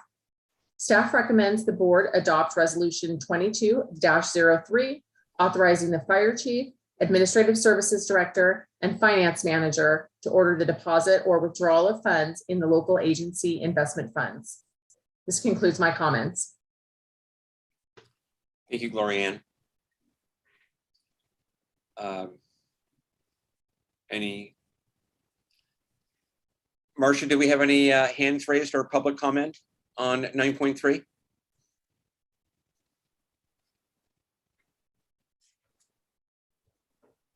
We do not have any hands raised, and we've not received any written public comment. All right, I will close the public comment on 9.3. And directors. I move we adopt item 9.3 as written. Second. Go ahead, Marcia, take a vote, please. Well, okay. I'm sorry, is anyone, President Donner? Yes, does any directors have a comment before we go ahead with the vote? There you go. I have no. Go ahead, Director Jex. I guess I have no comment. Okay. All right, Marcia, let's go ahead with the vote, please. Director Bates? Aye. Director Danziger? Aye. Director Jex? Aye. Director Jorgens? Aye. President Donner? Aye. Motion, resolution passes. Item 9.4, second reading and adoption of resolution 21-08, adopting revised rules and procedures for board meetings and related functions and activities. With the director's approval, I would like to pull this item. There are corrections need to be made before it's ready for the board. All right. Thank you, Chief. Then we will pull. But can I just ask one question? I had a couple of comments. Should I just hold them till we bring this back? Or do you want to hear them now so you can maybe incorporate them? Your choice, sir. I can reach out to you offline to ensure we understand the concerns. Okay, that's fine. I'll just send them to you. Any other directors have any comments on 9.4 before I close it? All right, Marcia, do we have any public comment on 9.4? We do not have any hands raised. We did receive one written public comment today by 3, which has been forwarded to the directors and will be made part of the public record from Jonathan Goodwin. Thank you, Marcia. I will close public comment on 9.4 and we will move on to 9.5. Adoption of resolution of 22-03, authorizing investment of monies in local agency investment fund. President Donner, members of the board. Historically, the board president and treasurer have been authorized to perform the functions in the local agency investment fund. Staff recommends that the board adopt resolution 22-03, authorizing the fire chief, administrative services director, and finance manager to order the deposit or withdrawal of funds in the local agency investment fund. This concludes my comments. All right, Marcia, do we have any public comment on 9.5? We do not have any hands raised and we've not received any written public comment. All right, I will close the public comment on 9.5 and go to the staff directors. I move we adopt resolution 9.5 or item 9.5, resolution 22-03. All right, before we go ahead with that, does any director have any comment on 9.5? Can I get a second on Director Jorgens? I did. Okay, thank you. Marcia, can we get a vote, please? Director Bates, Aye. Director Danziger, Aye. Director Jex, Aye. Director Jorgens, Aye. President Donner. Aye. Motion 9.5 passes.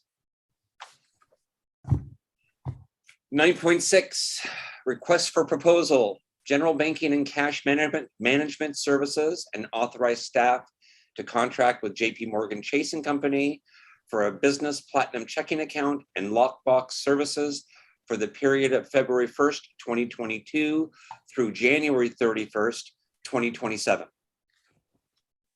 Good evening, directors. The district has contracted with Citibank for banking services since 2004. Last month, Citibank informed the district they were moving away from the government sector and the district needed to contract with a new bank for banking services. An RFP was issued. The district received proposals from 4 banks. All 4 banks are sufficiently capable to provide the banking services required by the district. There are 2 different types of accounts the district could utilize. The district could utilize an analysis account, which allows the district to maintain adequate cash balances to offset bank fees. If the district utilizes an analysis account based on the most competitive proposal from Bank of the West, is projected the district would need to maintain a balance of $1.3 million to offset the bank fees. However, JP Morgan Chase Bank proposed a different type of bank account called a Chase Business Platinum Checking Account instead of an analysis account. The Chase Platinum Checking Account provides all the services needed by the district up to 500 transactions per month at a cost of approximately $500 per year, as long as the district maintains a $100,000 combined balance. This account is designed for small businesses with lower transaction volume. The district would be better off maintaining a lower balance at Chase, paying the bank fees, and investing the difference in LAIF.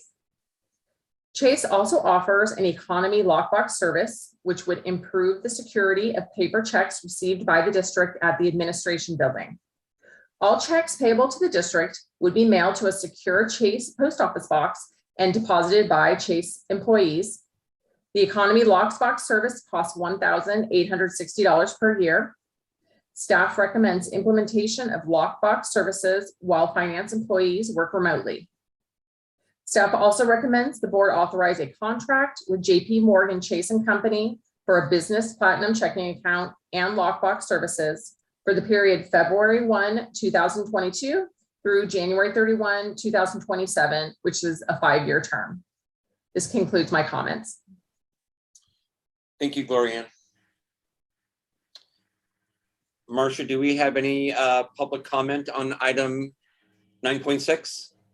We do not have any hands raised, and we have not received any written public comment.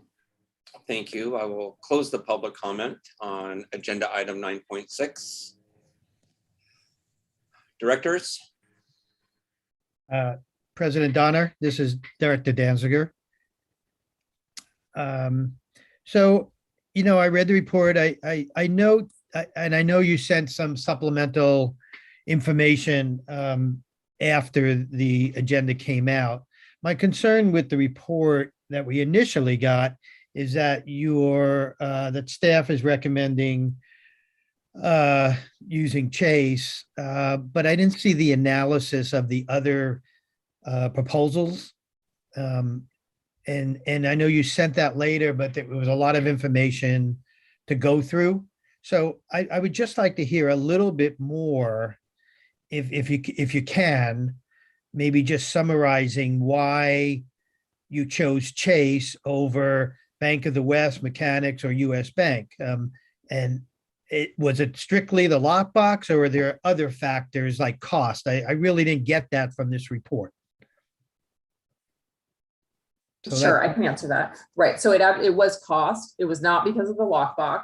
The lockbox I just including because I think it's important because of the cost, and it is an additional cost. But comparing apples to apples and leaving the lockbox out of it, is that this Chase Business Platinum account is going to be the least cost because the district is going to be able to invest more money into LAIF. It's really two different ways to go with this. We will definitely have banking fees with the Chase Platinum account, but we're going to offset that by the interest that we would earn in LAIF because we don't have to keep $1.3 million in this Chase account. What is our, just generally speaking, what is our average balance usually, approximately, just a ballpark? I'm not even sure what it is. Well, it varies, you know, and it's different at different times of the month and everything else. It varies when we get big checks in or we don't. So yes, sir. And it also, it varies as a matter of we have options, whether or not the cash district has on hand is kept in LAIF where it returns, it generates a return, or kept with our bank where of late, by 10 years of late, it has not generated a return. So to Gloria Ann's point, that the balance will be lower under this option, but the balance kept in the bank, the district typically has a fair amount of cash on hand, really with the exception of the first couple of weeks of first couple of weeks of December for our large infusion of property tax. But the rest of the year, we generally have relatively large cash balances. And this option will allow us to achieve a return on that. That has some value. That value may go up over time.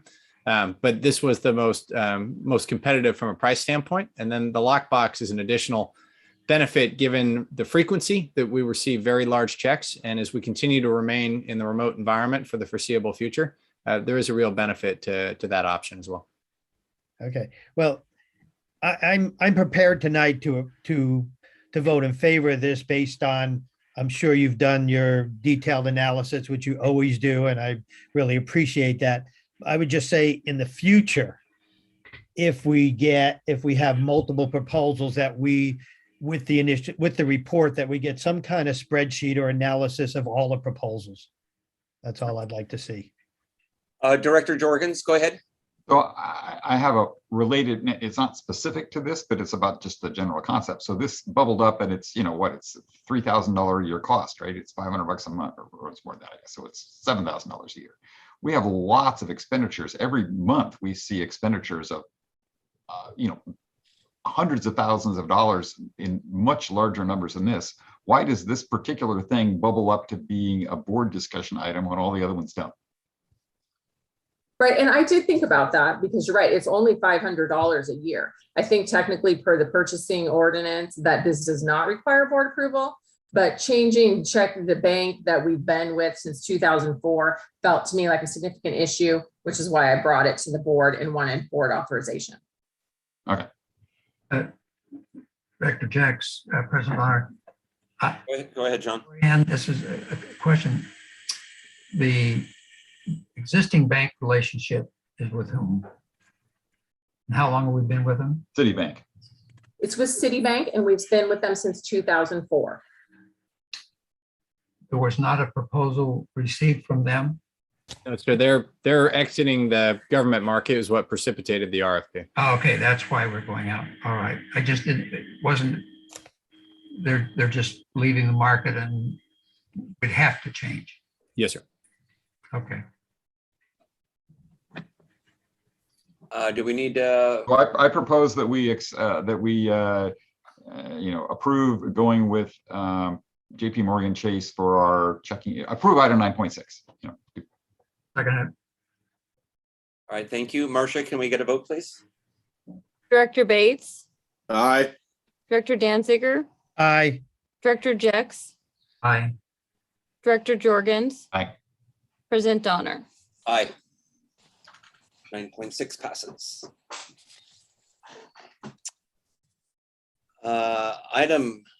Agenda item 9.7, celebrating the 25th anniversary of the Moraga-Orinda Fire District. Evening, directors. At the November 17th, 2021 board meeting, which was our last meeting, a director requested a discussion of celebrating MOFD's 25th anniversary be placed on the January agenda. We're seeking direction from the board with regard to this event. I believe Director Danziger, that was your request. Hold on one second. Marcia, do we have any public comment on agenda item 9.7? We do not have any hands raised. We did receive one written public comment by 3 p.m., which was sent to the directors and available for the public viewing. Thank you, Marcia. I will close the public comment on agenda item 9.7. Director Danziger, did you want to say something about the 25th anniversary?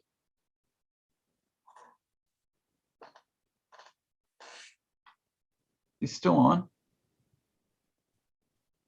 Don. I don't think I see him. Oh, you know what? He just sent me a text that he lost power. Oh, okay. Well, that's bad. Yes. Lost power. Wow. Yep.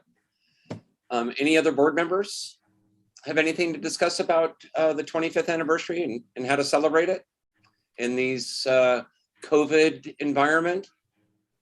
I think it's, a great idea.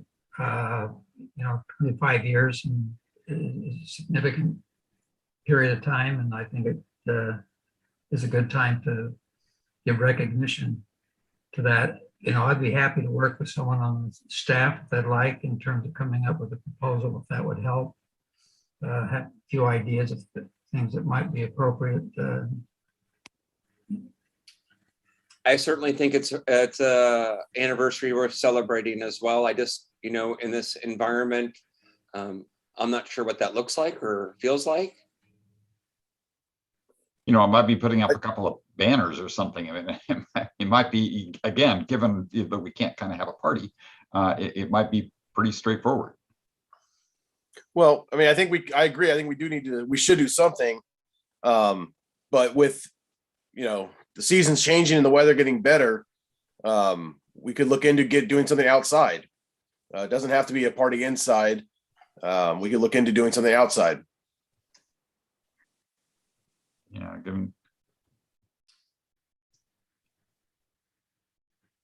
Chief, is there someone within your organization that would like to come up with a proposal? I'd be more than happy to work with them. Yes, sir. I think we just need some general parameters. As you know, we're staffed very lean in between steady state operations, the fuel break, and all of the other things we have, and the onset here of chipping season and inspection season. We're pretty well engaged. So I need some sense of what the board has in mind so we can start to allocate the limited resources that are available to match whatever the expectations the directors may have in this regard. Sounds like this was Director Danziger's baby. Was he back? He is back. He is, yeah. All right, I'll let him speak on it then. Sorry. I just lost power for like a blip and it went off. Well, welcome back. Okay, I'm back. So, yes, agenda item 9.7. So, this year, 2022 is the 25th anniversary of MOFD. I feel strongly that we should celebrate that in any way possible. And so I had a few ideas, and I'm thinking that perhaps we want to create an ad hoc committee, and we don't have to. Maybe we could throw around some things right now. I had some ideas, or we could just form a committee and meet and talk about it again next month. But I feel strongly that, the kind of these numbers, 25, 50, 100, things like that, it's a time to celebrate. And I think it would be a feel good time for the community and for MOFD. The things I'm talking about are I don't believe, I think it would be a very minimal cost, if any cost, to the district. I'm thinking about T-shirts, which I've spoken to the firefighters union about it. They would be happy to do it. It's a chief who approves those, and perhaps a banner for each firehouse, something like that. But I just wanted to, put that out there, see what the other board members feel about it, and perhaps create an ad hoc committee and come back next month and talk about it. All right, Director Jorgens. So since Director Jex, while you were without power, Director Jex said he would volunteer to be on, he didn't say committee per se, but he said work with staff, but the staff's hard. So why don't, I would propose that Director Danziger and Director Jex be the ad hoc committee and figure out what would be good to do. Yeah, also just an idea, since fire prevention has been is always a topic. Maybe we could incorporate some type of smoke detector giveaway or some type of fire safety elderly program or something to wrap it up in our 25th anniversary celebration. And we can also make it an educational and outreach event as well. That would be great. And I'll certainly talk to you about this. I know from all your years, I'm sure there are anniversary celebrations in the department that you worked in, and so we can talk about it. I'd love to work on a ad hoc committee with Director Jex. Great. Yeah. Any other directors have any other comments regarding the 25th anniversary? Oh, great idea. All right. Thank you. Thank you.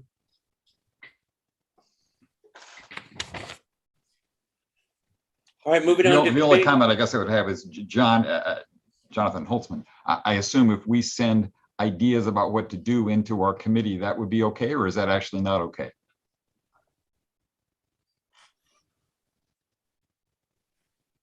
Sorry, I'm sorry, I'm here. Sending. It's about a party, for Pete's sake. It's not about, Yeah, well, the Brown Act doesn't have a good exception for parties. John, how about this? How about if somebody has an idea, we send it to everybody? Yeah, that's the same problem. How about if we send it to the chief and let the chief figure out what to do with it? Yes, you can do that. Okay. There you go. Sorry, chief. I'll just set him to forward to John. It'll work out fine.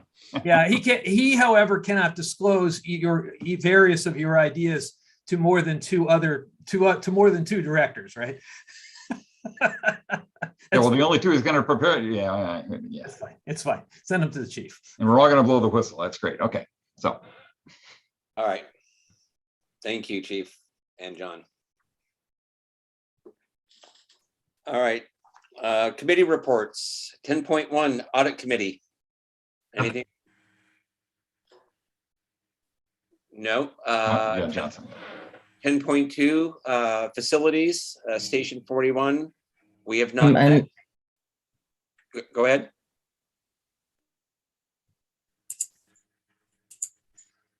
Oh, I thought I heard somebody say something. Announcements? I think we actually Oh, have public comment on those things. But. oh, okay. Marcia, do we have any public comment on 10.1 or 10.2? We do not have any hands raised or received any public comment. Thank you, Marcia. I will close the public comment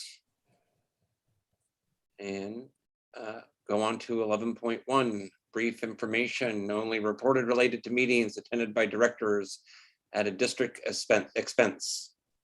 Well, President Donner, there was no expense involved, but just to mention it, there's a group looking at forming a joint powers authority in the East Bay for fire prevention, and I did attend that meeting. I believe President Donner, you attended as well. So they're meeting monthly now. I attended. I actually didn't make any comments. I was just there listening, and so they're going to continue these meetings once a month, and I think it's free for anybody to listen in and participate. Anyone on this board. Actually, now that I've mentioned it, and we're talking about committees, I guess it's a question for Jonathan. This is a meeting where can more than two of us attend that meeting? Which meeting is it? It's the East Bay Joint Power, the committee that's trying to figure out to form a JPA for the East Bay Fire Protection. Yeah. Contra Costa County, Alameda County, JPA. Got it. So, I mean, attend, yes. Participate in, no. You know, you are allowed to, I mean, there's no prohibition on attending the meeting, but if you're attending as 3 representatives of the district, that would be a problem. Well, and I guess I would say also, you know, we haven't really as a district discussed how we feel about it. So it's not obvious that anybody that attends it can, you know, sort of say much of anything, right? I mean, we can go, learning's great, but you know, since the board doesn't have a position on it yet, I don't think we can have people participate per se, meaning. Yeah, my recommendation, because if you go into that situation, you're going to possibly be called upon to say things, et cetera, and you don't have a position. So I would strongly recommend you not have a quorum there. So, okay, I hear that. So, you know, I don't even know if all the directors have gotten invites. I don't know how that's worked. I know I got one, I attended and I just listened. I didn't say a word. I don't think President Donner did either on the last one. These meetings are going to be ongoing for at least they set up a monthly meeting for the month. Now until June. From now until June. So should we maybe put it on our next agenda so we can designate officially some people to attend?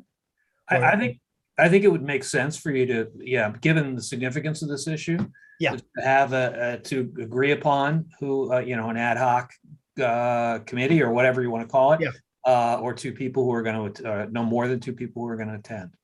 And I also would recommend you coordinate with the chief. Okay.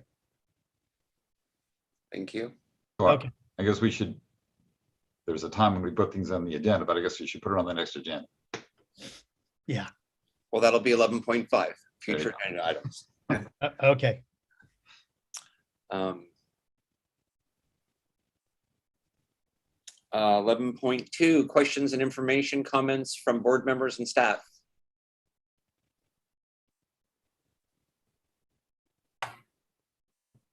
All right.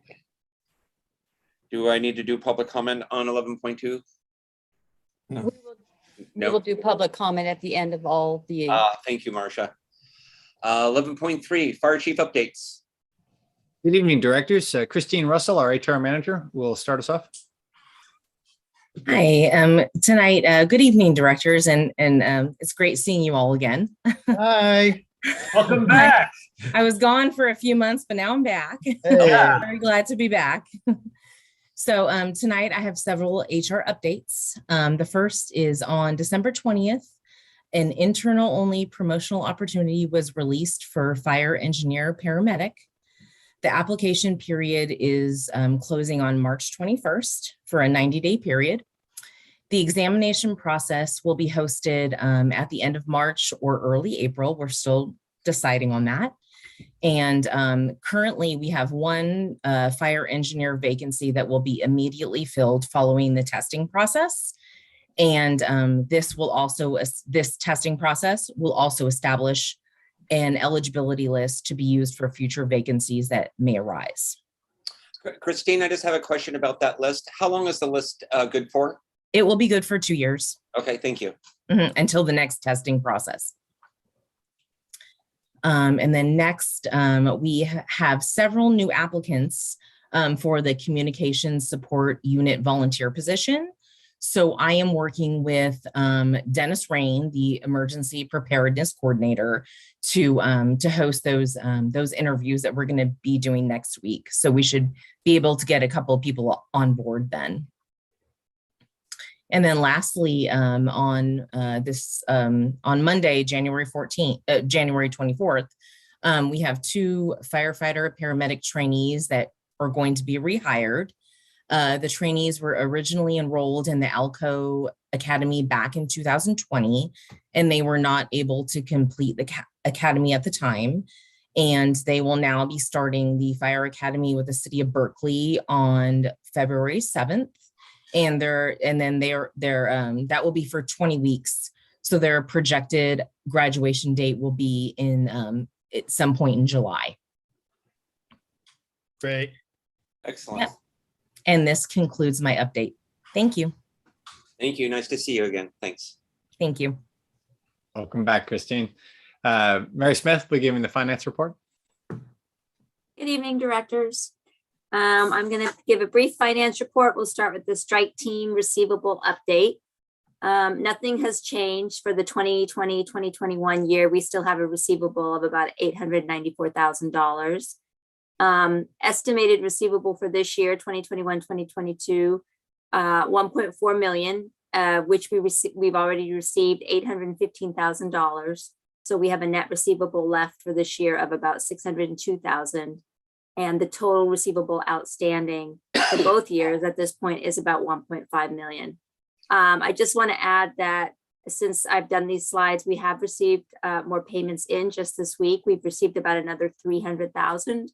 So instead of 600,000 for 2021-2022, we're down to now a net receivable of about 300,000. Excellent. So the holdup on the 2020-2021 invoices is that the state is waiting for reimbursement from FEMA before they reimburse us. So that's the holdup with those outstanding remaining invoices.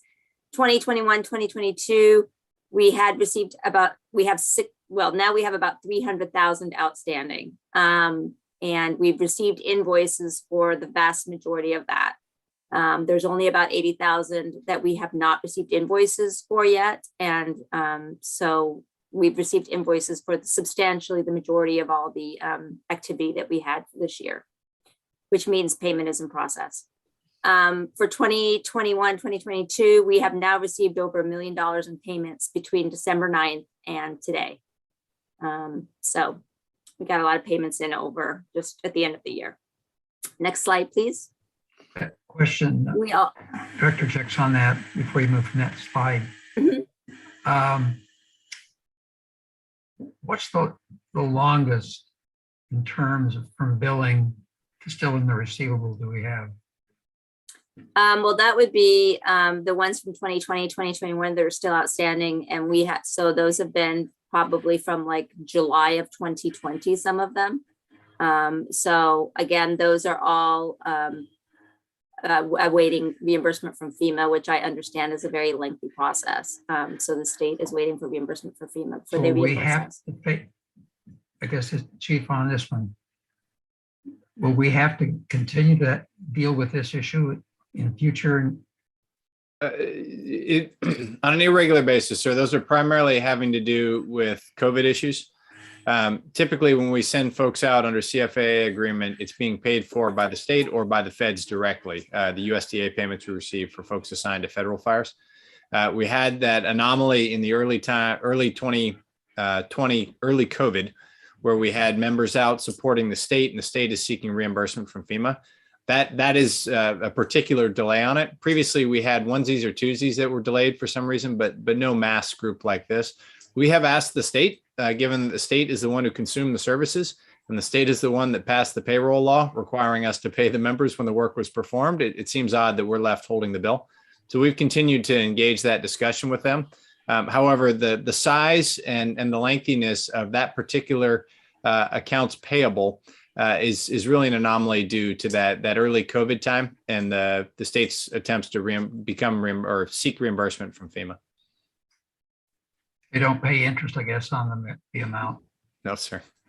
They don't, but it is, I mean, it is one of those sort of scratch your head moments that they sent the request, they consumed the labor. We paid the labor in accordance with state law, and now the state's stiffing us for the bill, not stiffing us, but is slow on the payment. And we've continued to raise that question, particularly given that the state has no shortage of revenue available right now.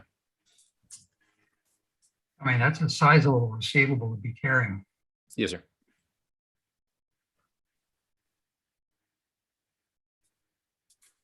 Is there a probability okay. that they don't ever, what happens if FEMA doesn't ever pay them? I would say, sir, the state is never not paid.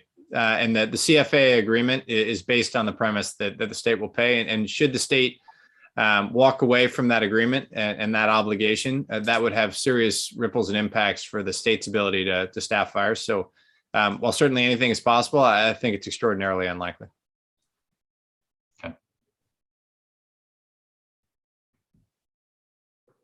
Okay, also, just wanted to let you know that on the UASC grant, we did receive payment from that from the county of $299,950 in December. And then for payroll, we were able to set up the HRSA for the administrative staff for the January 10th payroll, and we're waiting for local 1230 to implement that on their side. And then the W-2s for this year were received and distributed. 1099s are being completed and distributed by the end of January. And in regards to the upcoming banking change, one of the things we need to do is identify the vendors that are using auto debit and deposit into our accounts so that we can update them with our new banking information. And that concludes my finance report. Thank you. Thank you, Mary. All right, good evening, directors. The Fire Marshal report for prevention.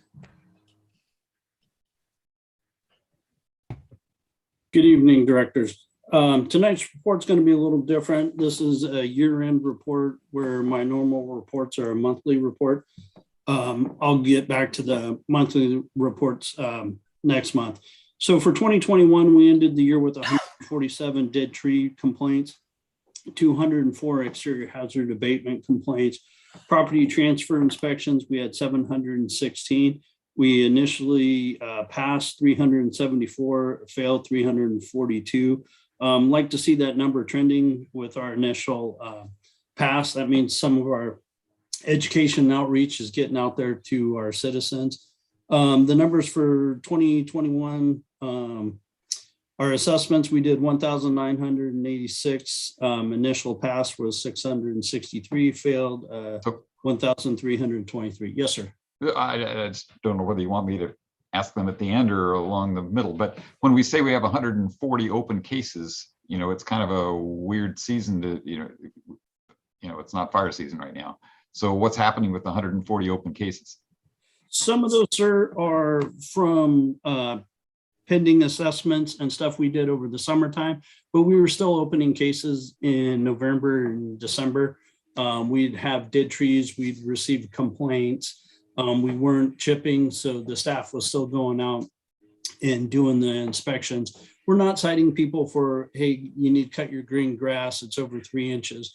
But your trees that are overhanging your roof, the 6 feet of clearance from the ground to the lowest tree branches are still in effect. So we're opening those cases and talking to those property owners and educating them to the fire code requirements. Okay, thanks. It should be pointed out, Director Jorgens, at this time of year, those are complaint driven. That our big inspection push won't occur until things start to cure out in the early summer. At this time of year, it's when we receive a complaint and the folks are responding out to those. And we generally give a little more time for the residents to get the work done this time of year, just because it is not as urgent. Great, thanks.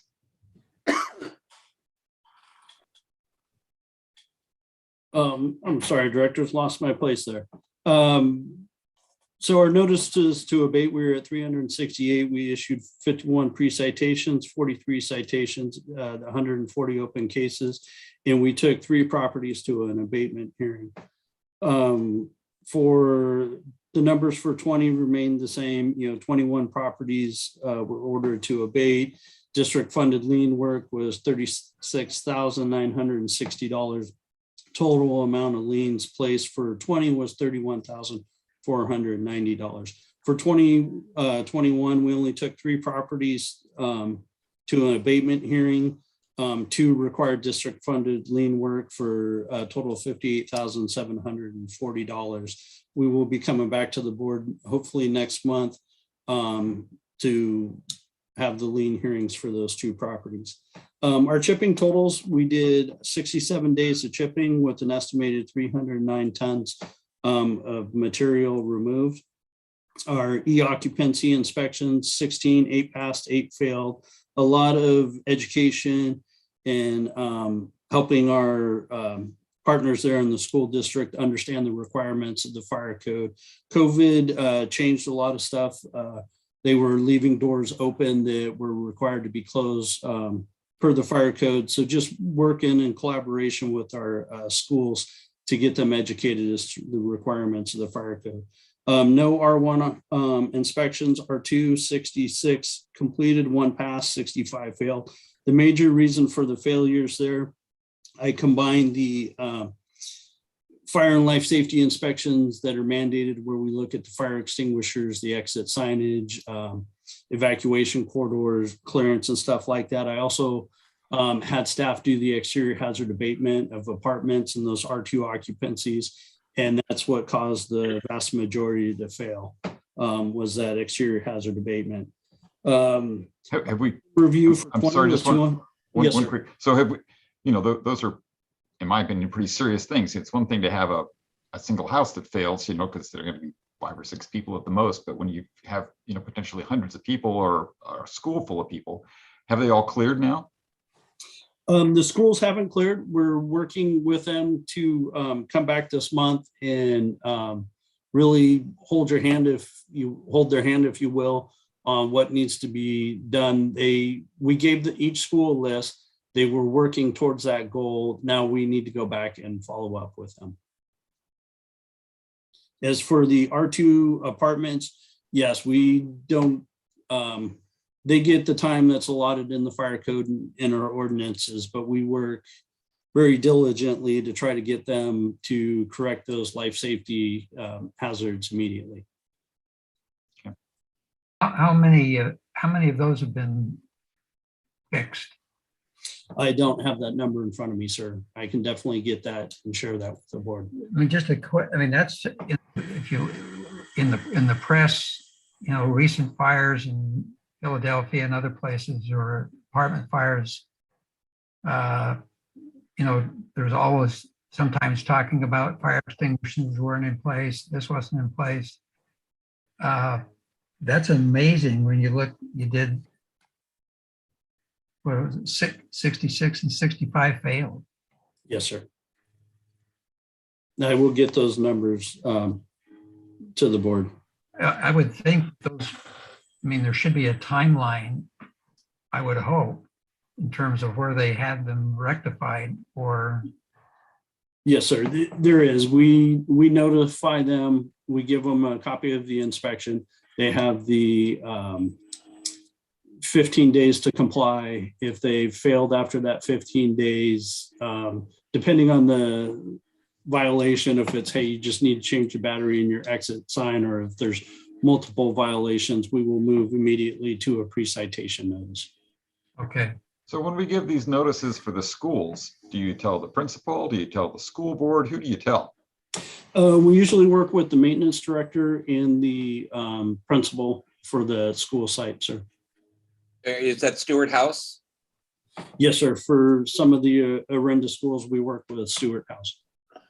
So, and just for, excuse me, Director Jorgens, just in kind of to reiterate what Director Jex was talking about, and these huge fatal fires that we've had in the East Coast. And if you see something egregious, and whether it's a battery or if there's something that's life-threatening, you'll have them fix that, like, if it can be done, right on the spot, correct?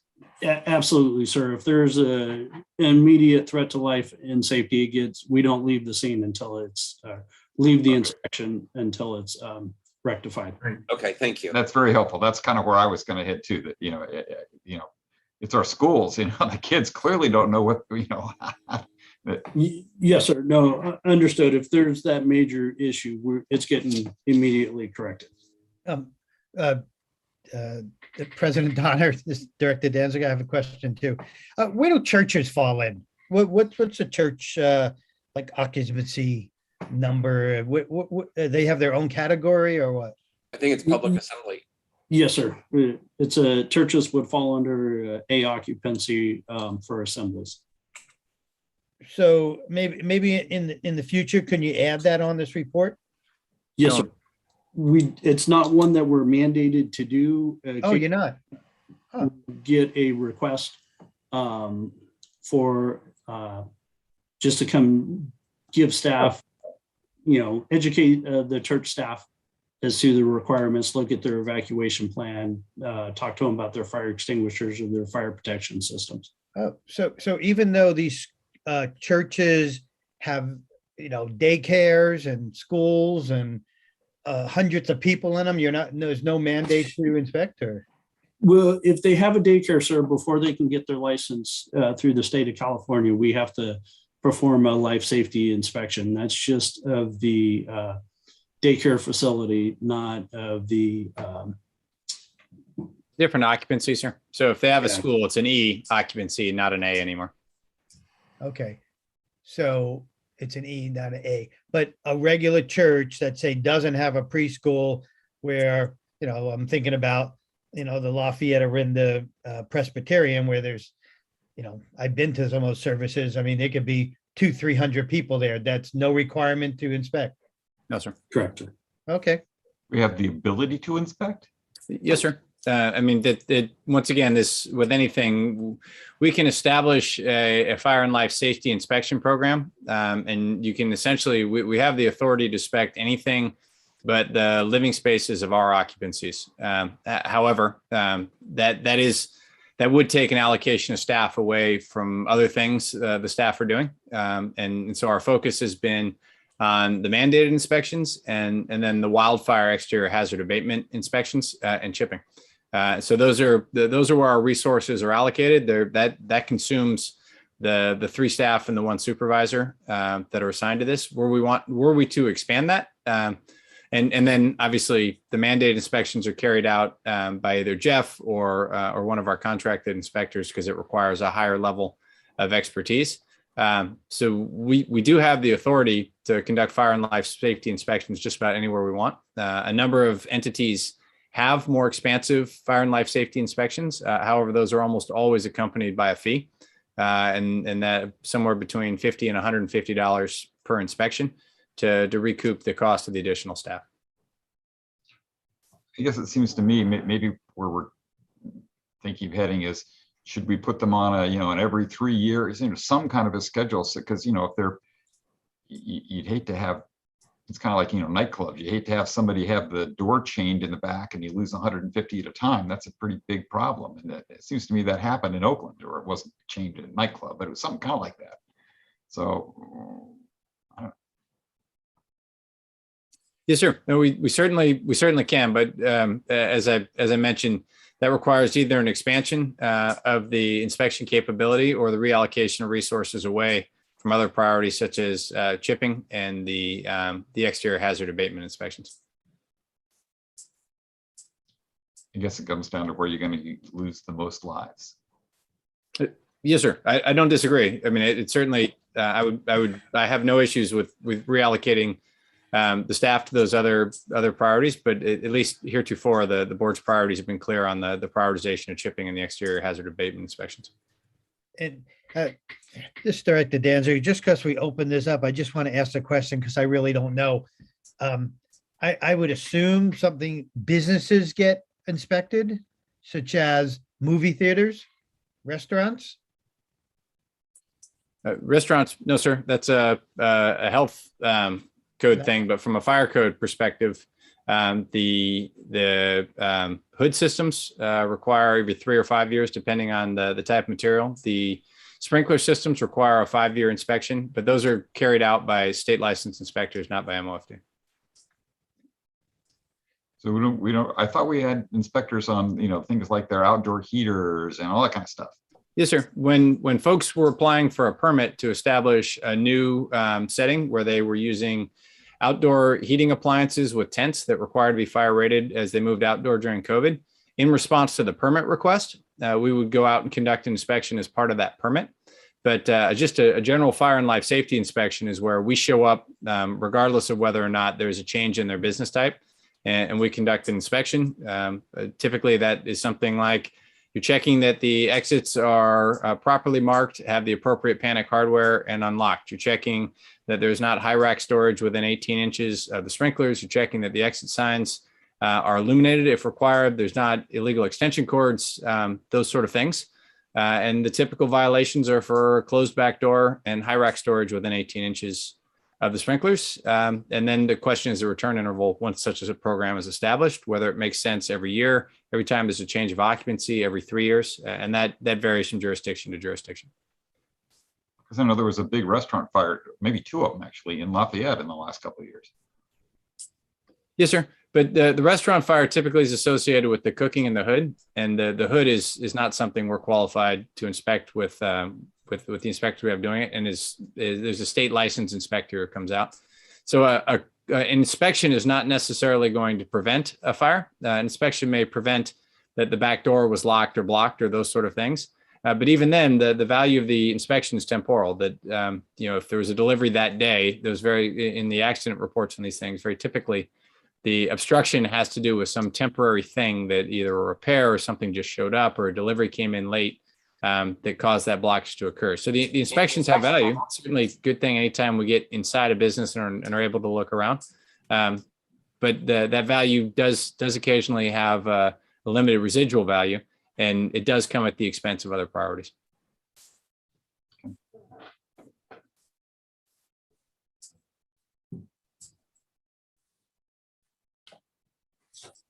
Ready? Director's plan reviewed for 2020 was 296, for 2021 was 359. Saw a little bit of an increase there. Like to go over yearly plan for 2022. First quarter, we're going to focus on employee training for the fuels mitigation staff, inspections, community outreach and community education, pile burning, chipper training, working on the fuel break grant, and setting up a second fire adapted community ambassador training. We've had several requests from members of the community to hold a second class. In the second quarter, we focus on chipping, again, community outreach, education, mandated inspections. Yes, somebody have a question? I'm sorry, I thought I heard somebody. Business inspections, pile burning, Third quarter is when we really turn to on our exterior hazard abatement, our inspections, enforcement, hearings, the fuel break, again, community outreach and education. Fourth quarter following is finishing up the inspections, enforcements, hearings, transitioning towards shipping, and still working on the fuel break. Marcia, can you pull up the PowerPoint, please? Directors, I wanted to close my report with one of the projects we worked on here in 2021. This is the Pinehurst fuel break that was funded by CAL FIRE in cooperation with East Bay Mud. This is on their land. The red arrows point to the same areas in the picture, so you can kind of get an idea of landmarks there. The left is before, obviously, and the right is after. This is as soon as you turn on to Pinehurst from Canyon Road. Next slide, please.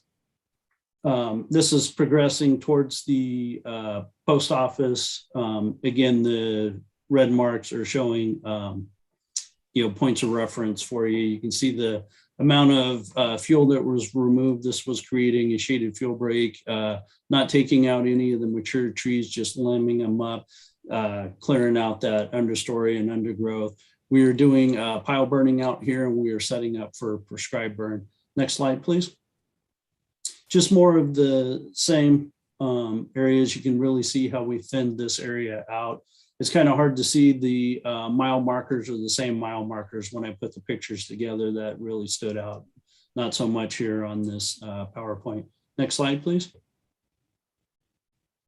Again, just showing the amount of fuel that was removed from these areas. Next slide.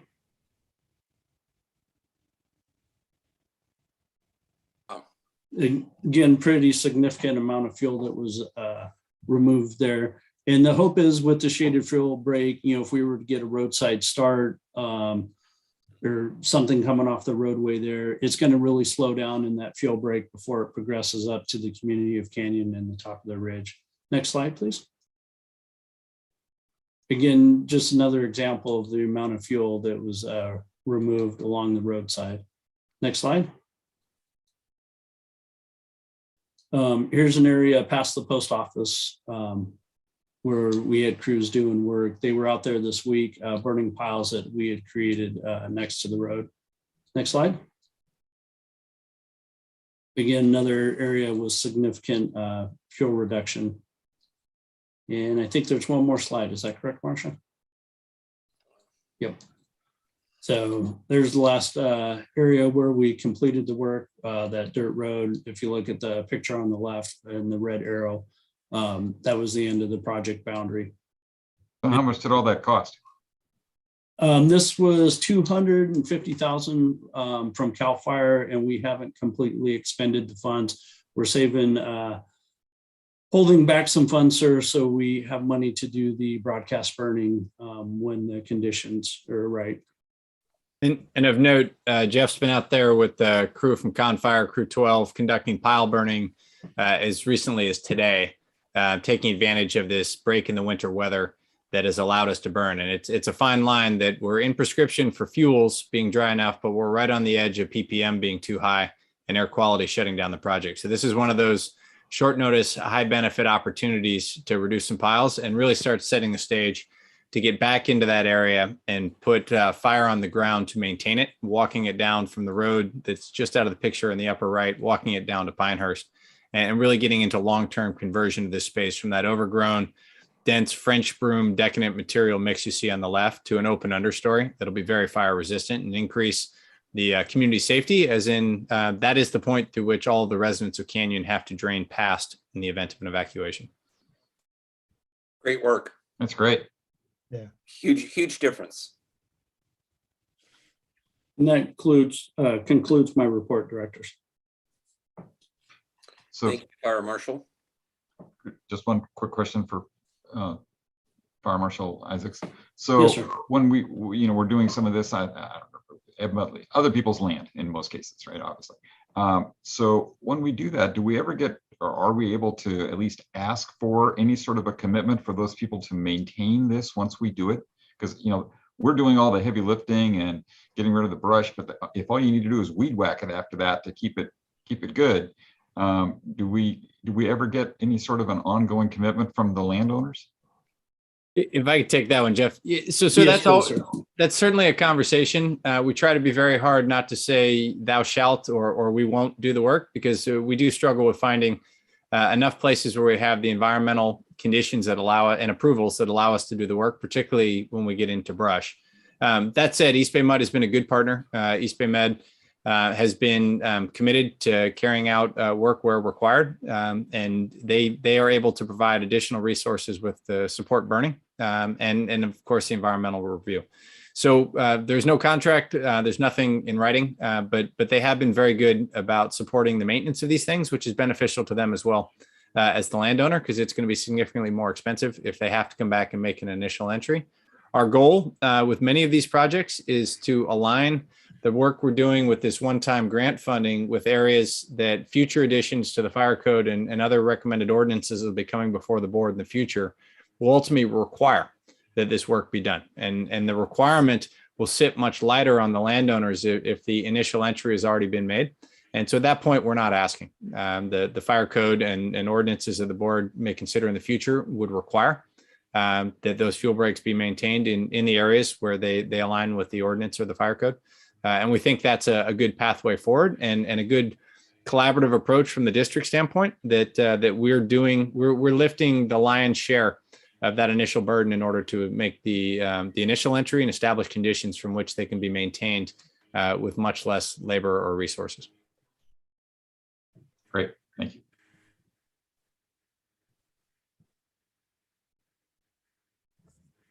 Thank you, Jeff.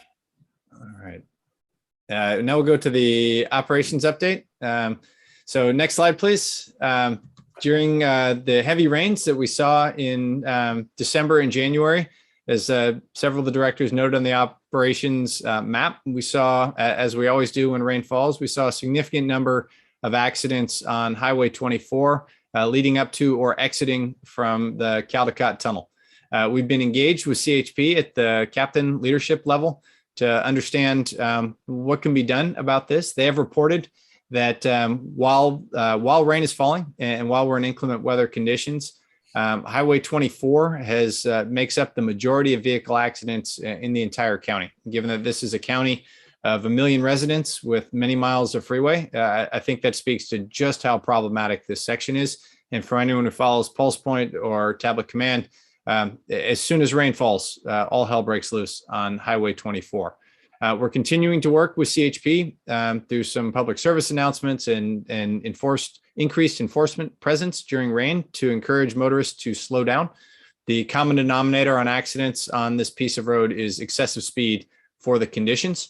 And we continue to implement proactive measures to protect our firefighters with the dispatch of additional resources to serve as blocking units and aggressive taking of lanes in order to protect our crews while they stabilize and prepare for transport the people who've been in the accident. Next slide, please. So I'm going to ask a question about that because that was actually, I had sent you a question earlier. So is there something, it doesn't look like these roads are, I don't know what the term is in that business, have the kind of little Z cuts in them that make them a little, theoretically make them have more traction. Is there something that somebody ought to be able to do a study and figure out, this is not the only slippery road in the country. There must be something that people do on slippery sections of roads to make them not slippery.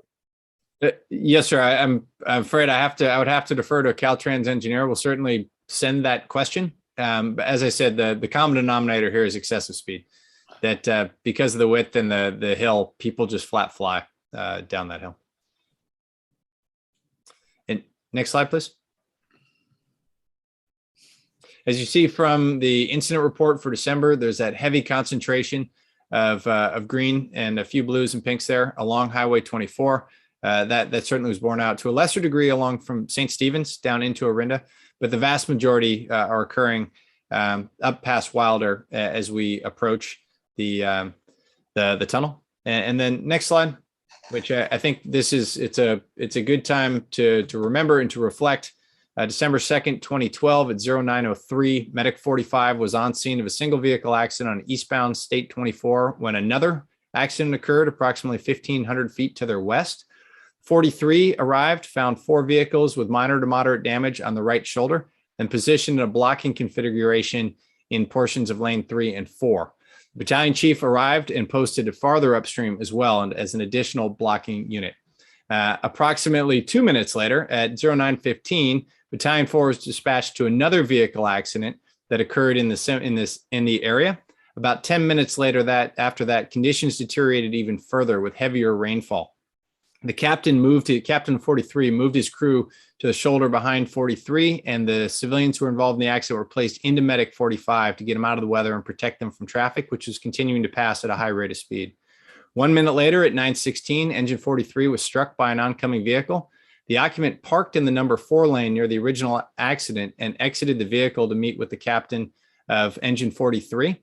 The engine that had been struck moved the medic unit farther to the east as vehicles continued to lose control in immediate proximity to where the engine and the medic unit were parked. Approximately 5 minutes later at 9:21, a vehicle lost control in the number 1 lane, spun past the blocking engine and rolled over into the incident scene, striking 3 firefighters and a civilian who had exited his vehicle. We had 3 firefighters were seriously injured, and the civilian was critically injured, and everyone was transported to John Muir Medical Center as a level 1 trauma. This was a major event for the district. It occurred during similar weather conditions as we saw this year, and this really has been the driver for our actions with regard to additional blocking engines and our ongoing efforts with CHP to encourage folks to slow down. Next slide, please. CHP has been distributing winter driving tips. The challenge we have with this particular piece is that the vast majority of motorists traveling through are not from the district. They're just traveling through. So it's very challenging for us to identify them. We continue to hang our hopes. Certainly we'll explore what options CHP may have for engineering improvements. But we do think there is an opportunity during inclement weather for CHP to increase their patrol presence as a deterrent to excessive speed in this area. I'd be happy to answer any questions about the operations report before I get on to our general update. Chief, I have one question regarding that trouble spot of Highway 24. Are you able to use, since the boards are right there, and I know that there are people, Caltrans people on site 24/7, is there any Caltrans rig parked at the Caldecott that you could use as a blocking resource in addition to the truck? No, sir. They maintain at rush hour. Occasionally they'll maintain a vehicle for pushing, but it's primarily maintenance. And those folks are just, one, they don't have the requisite vehicle weight to block the scene. The ones they have there for maintenance. And 2, we have just the responsiveness. It takes quite a while to communicate to that portion of the Caldecott Control Center and then to have something dispatched out. So we continue to respond.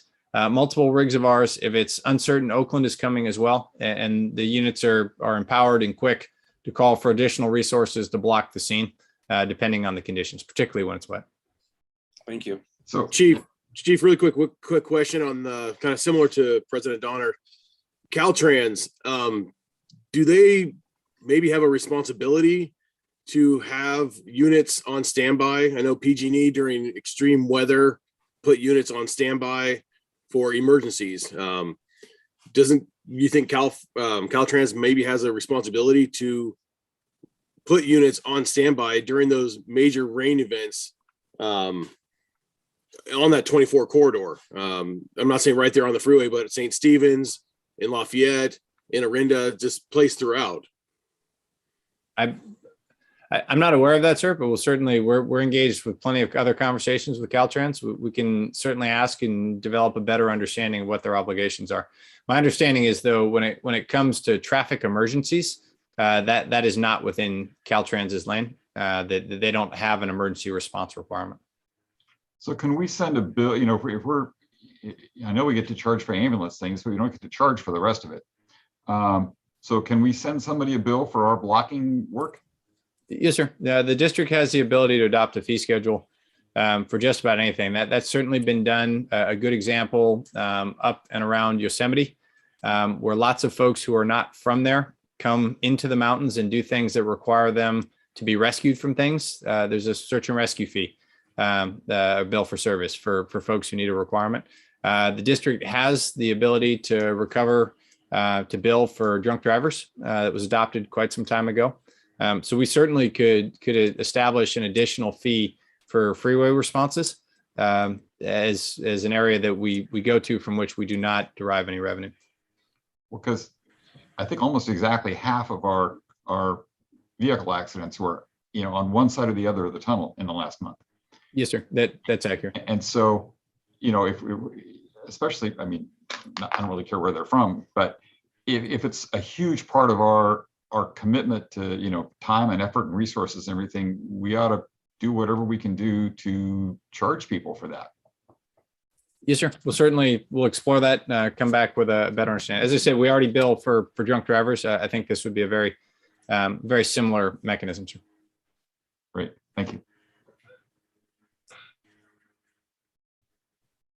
Okay. Thank you for the slides, Marcia. As Christine mentioned, we're moving forward 2 candidates with the Berkeley Academy. We look forward to them. They suffered injuries early in the academy phase pre-COVID and have been patiently waiting.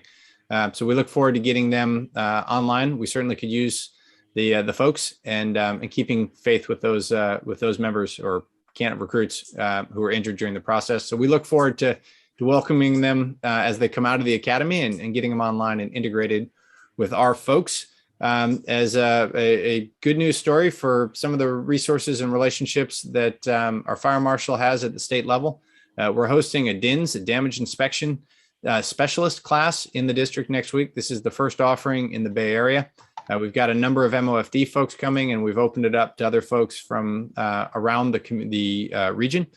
Tremendously helpful because it's the DINS inspection process looks and feels like a fire inspection process. And it's an opportunity for folks to gain additional skills. And as we get our folks out doing DINS inspections, there's no better way to understand what causes a house to burn than to do an inspection around a house that has burned. And so I think it's a great opportunity not only to increase the regional capacity and experience there, but get more folks out in a manner where they can really take the time to study the effects of fire and understand it as a way to bring that experience and knowledge base back. So we're excited about that and look forward to it.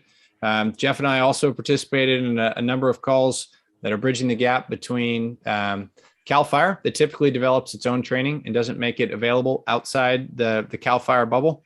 Using my seat as the Cal Chiefs representative as the statewide education advisory committee, we've been able to bring a proposal to put the CAL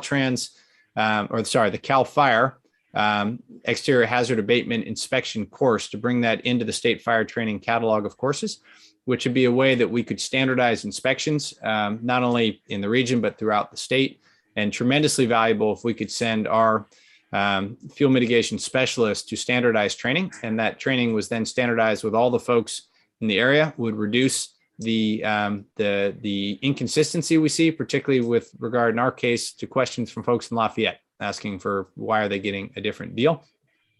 And then lastly, on that front, I am the incoming president of the County Fire Chiefs Association, and we're using that platform, leveraging Jeff's expertise. We're using that to convene a countywide committee of fire marshals to come up with recommended standardized local modifications to the fire code. This is a fire code year. We're anticipating the draft fire code being released by this summer, and working with the fire marshals from throughout the county. We think this is an opportunity to standardize those local modifications so that our fire code stands shoulder to shoulder with the surrounding areas fire code, which is a really good opportunity. It reduces confusion. It increases the benefits of the progressive code the board adopted here. If we can spread that to surrounding communities, we stand to benefit, especially in places where the fire may spread through or around those communities. In the same vein, Jeff has been working with Contra Costa County to help them put together a CCI grant proposal in the Bollinger into Rossmore in that area that would tie in with the work we're doing on the East Bay Hills Tunnel fuel break. A great way to extend that while acknowledging the political reality that our district has certainly gotten more than its share in the grant projects. And our best bet to get additional grant money in this area is through partnerships with our surrounding areas. So my hat's off to Jeff for the work he has done to share the experience and the knowledge he has from his prior life as well as from his work on our fuel breaks here, to spread those with the surrounding areas, to really make sure that we are giving back and we are offering what we know to the surrounding area. We see tangible benefits from that in work such as was completed this week with Confire Crew 12, a hand crew of which we do not have one, out completing fuel break work with CAL FIRE funding in SRA. It really has on East Bay Mudline. There's a lot of collaboration and goodness coming together there. And Jeff's really been at the vanguard of sharing what he knows and what we have learned here, and building that regional sharing to ensure that we're all working together. And then lastly, as we move inevitably towards this next fire season, we got quite a few folks qualified in various CICCS roles last year. We have folks going to classes now and new position task books being submitted. We look forward to being able to report out on increased expansion of our out-of-county participation and the progression of our members through the various certs and quals of the CICCS system as an ongoing way in which we can gain more experience, gain more relationships on other people's fires, and see more fire in places other than the district. So when there is a fire here, our members are fully prepared, have the requisite experience, and have seen this slide before, and have built out the steps of what to do in response to that on someone else's fire. And with that, I'd be happy to answer any questions the board may have or take any additional direction for next month. Sounds like good stuff. Sure. Pretty good report. Anything else from any of the directors?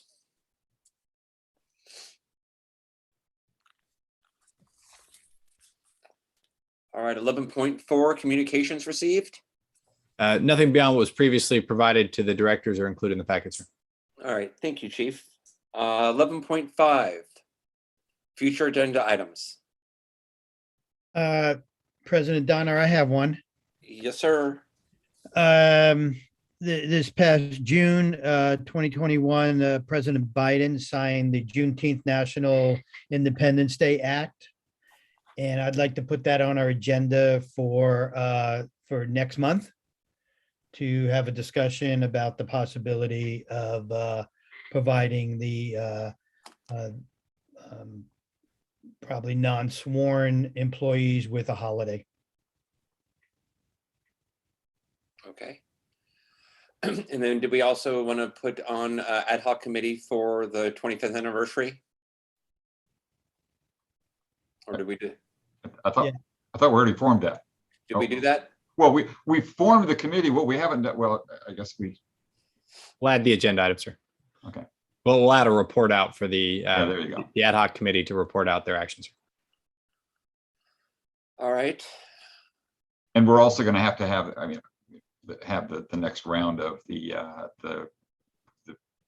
districts, you know, the voting districts. Yes, sir. We'll ideally that'll be we'll have some special meetings to talk about it in advance of the next February, sir. All right. I have one more possibility, and this doesn't have to be next month, it's whenever we can get to it. We often talk about the community warning system, and it's been a while since we've heard signups and how we're doing. I'd like to get the latest on community warning system signups in Orinda, Moraga, within the district. Yes, sir. They've had some staff turnover. We'll restart those reports. Okay, thanks. Thank you. Marcia, do we have any, I'm going to open it up for public comment. Marcia, do we have any hands raised or written correspondence 11.1 through 11.5? We do have one hand raised. Okay. Charles Porges. Hello, Charles. Hi. I would love to see a month-by-month chipper program effectiveness, number of days worked, number of tons removed.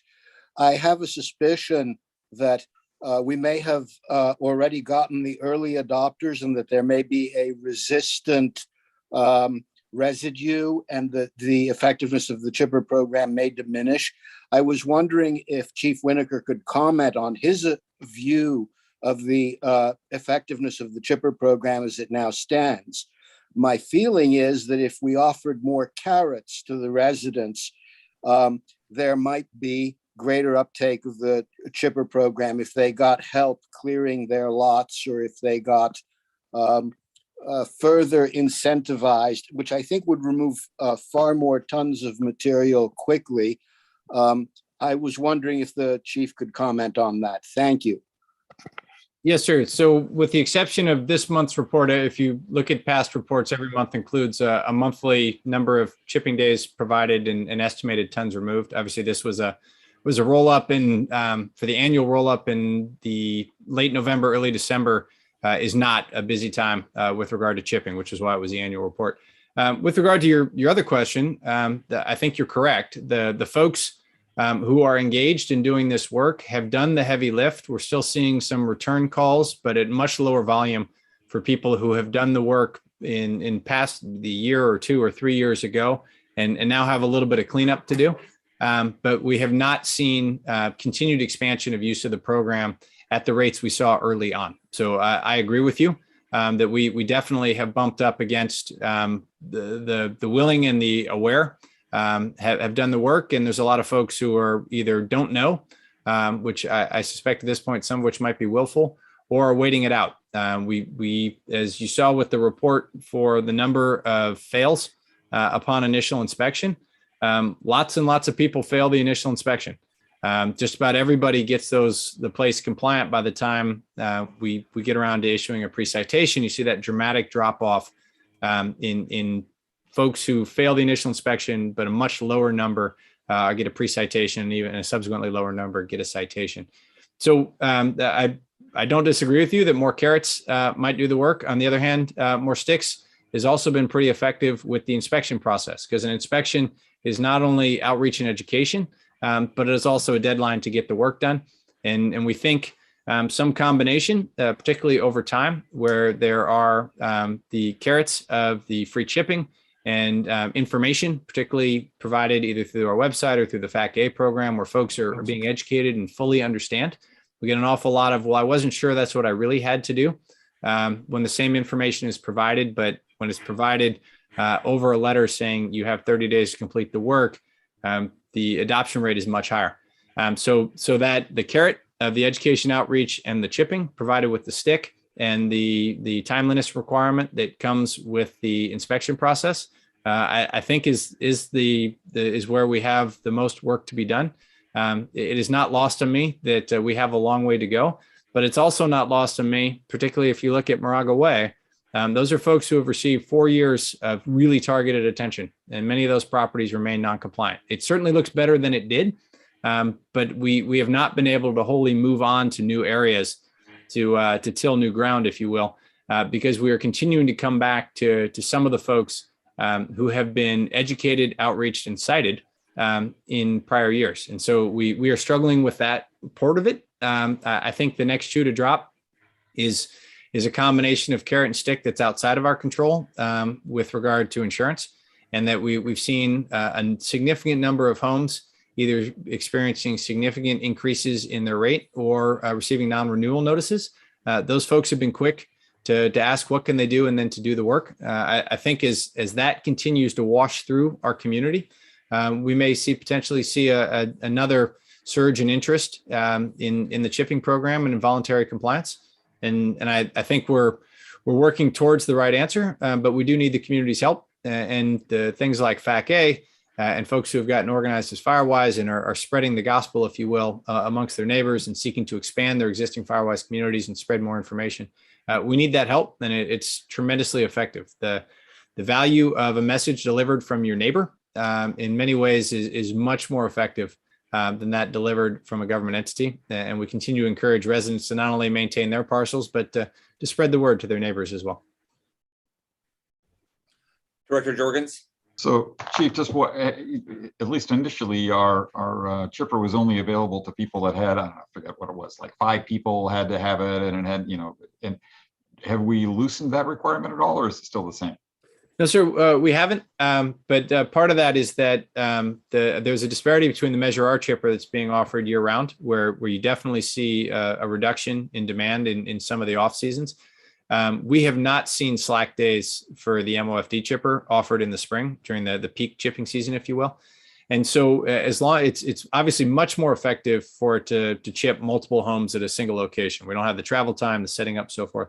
So from my perspective, until we see a drop off, until we see lulls in use of the chipper during peak season with the existing 5-home minimum, I would recommend maintaining that, just because the chipper is so much more effective, not only from the mechanics of doing the chipping at one location, but the aggregate value of 5 homes or more doing chipping work in one area is much greater than 5 dispersed homes. And so we start to see the sum of the whole being greater than the parts. And we certainly want to encourage people to continue to reach out to their neighbors and get more folks involved in chipping. But the alternative to that is if 4 out of the 5 already did it and you've got 1 left and they have 5 acres and they can provide as much, another way to measure it instead of by number of neighbors is by tons available to chip. Yes, sir. But if you recall the way the program was set up, and certainly the board could direct, we changed that. But a single owner with 5 acres of overgrown material, that was not the target for the chipper. The chipper was intended for projects that were too large for the green bin and too small for a commercial provider. We saw early on folks who had taken down 3 to 4 mature Monterey pines and called us to come chip them. That certainly wasn't the project's intent. I would say the same with a 5-acre undeveloped parcel.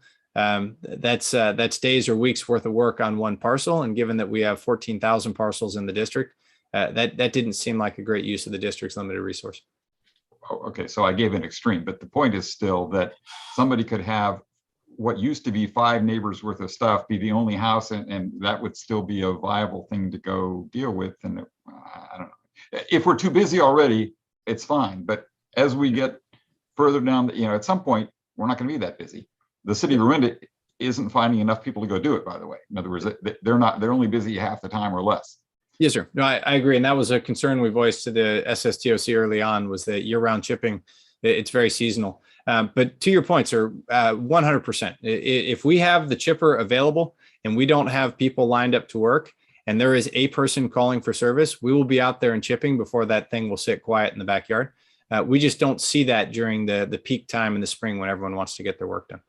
And my last point is, as I've said to the Measure R folks and Orinda and everybody else, the hardest thing to do is get people to put stuff on the curb. The chipping's pretty straightforward. It's easy to organize, easy to, all that's fine. The hardest thing to do is to motivate people to actually put the stuff out there. And my answer to that, especially to the Measure R people, is do what the Diablo Fire Safe Council, I think that's what their name is, has had incredible success in many neighborhoods around giving out, I don't know, $5,000, $2,000 grants as matching grants.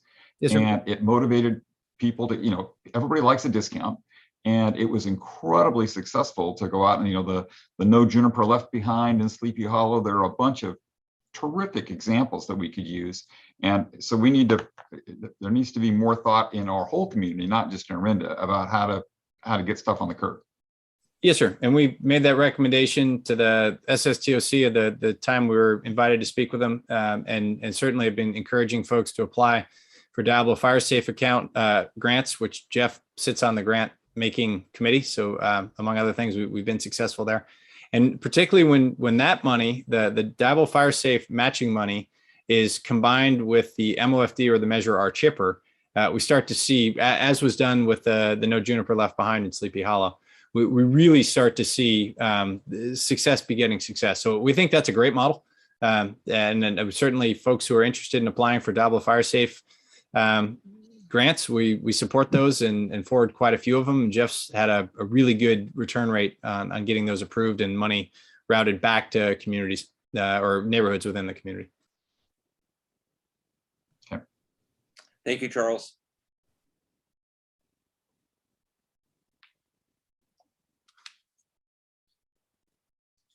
We do not have any other hands raised or received any additional public comment. Okay, I will close public comment for agenda items 11.1 through 11.5. I move we adjourn. Okay. Good job, President Donner. Thank you. Good night, everybody. We actually have to vote on it. We just need to do a quick roll call vote. Yeah. Okay. Director Bates? Aye. Director Danziger, Aye. Director Jex, Director Jorgens, Aye. Donner. Aye. Thank you. Good night. Good night, all. Right. Stay healthy.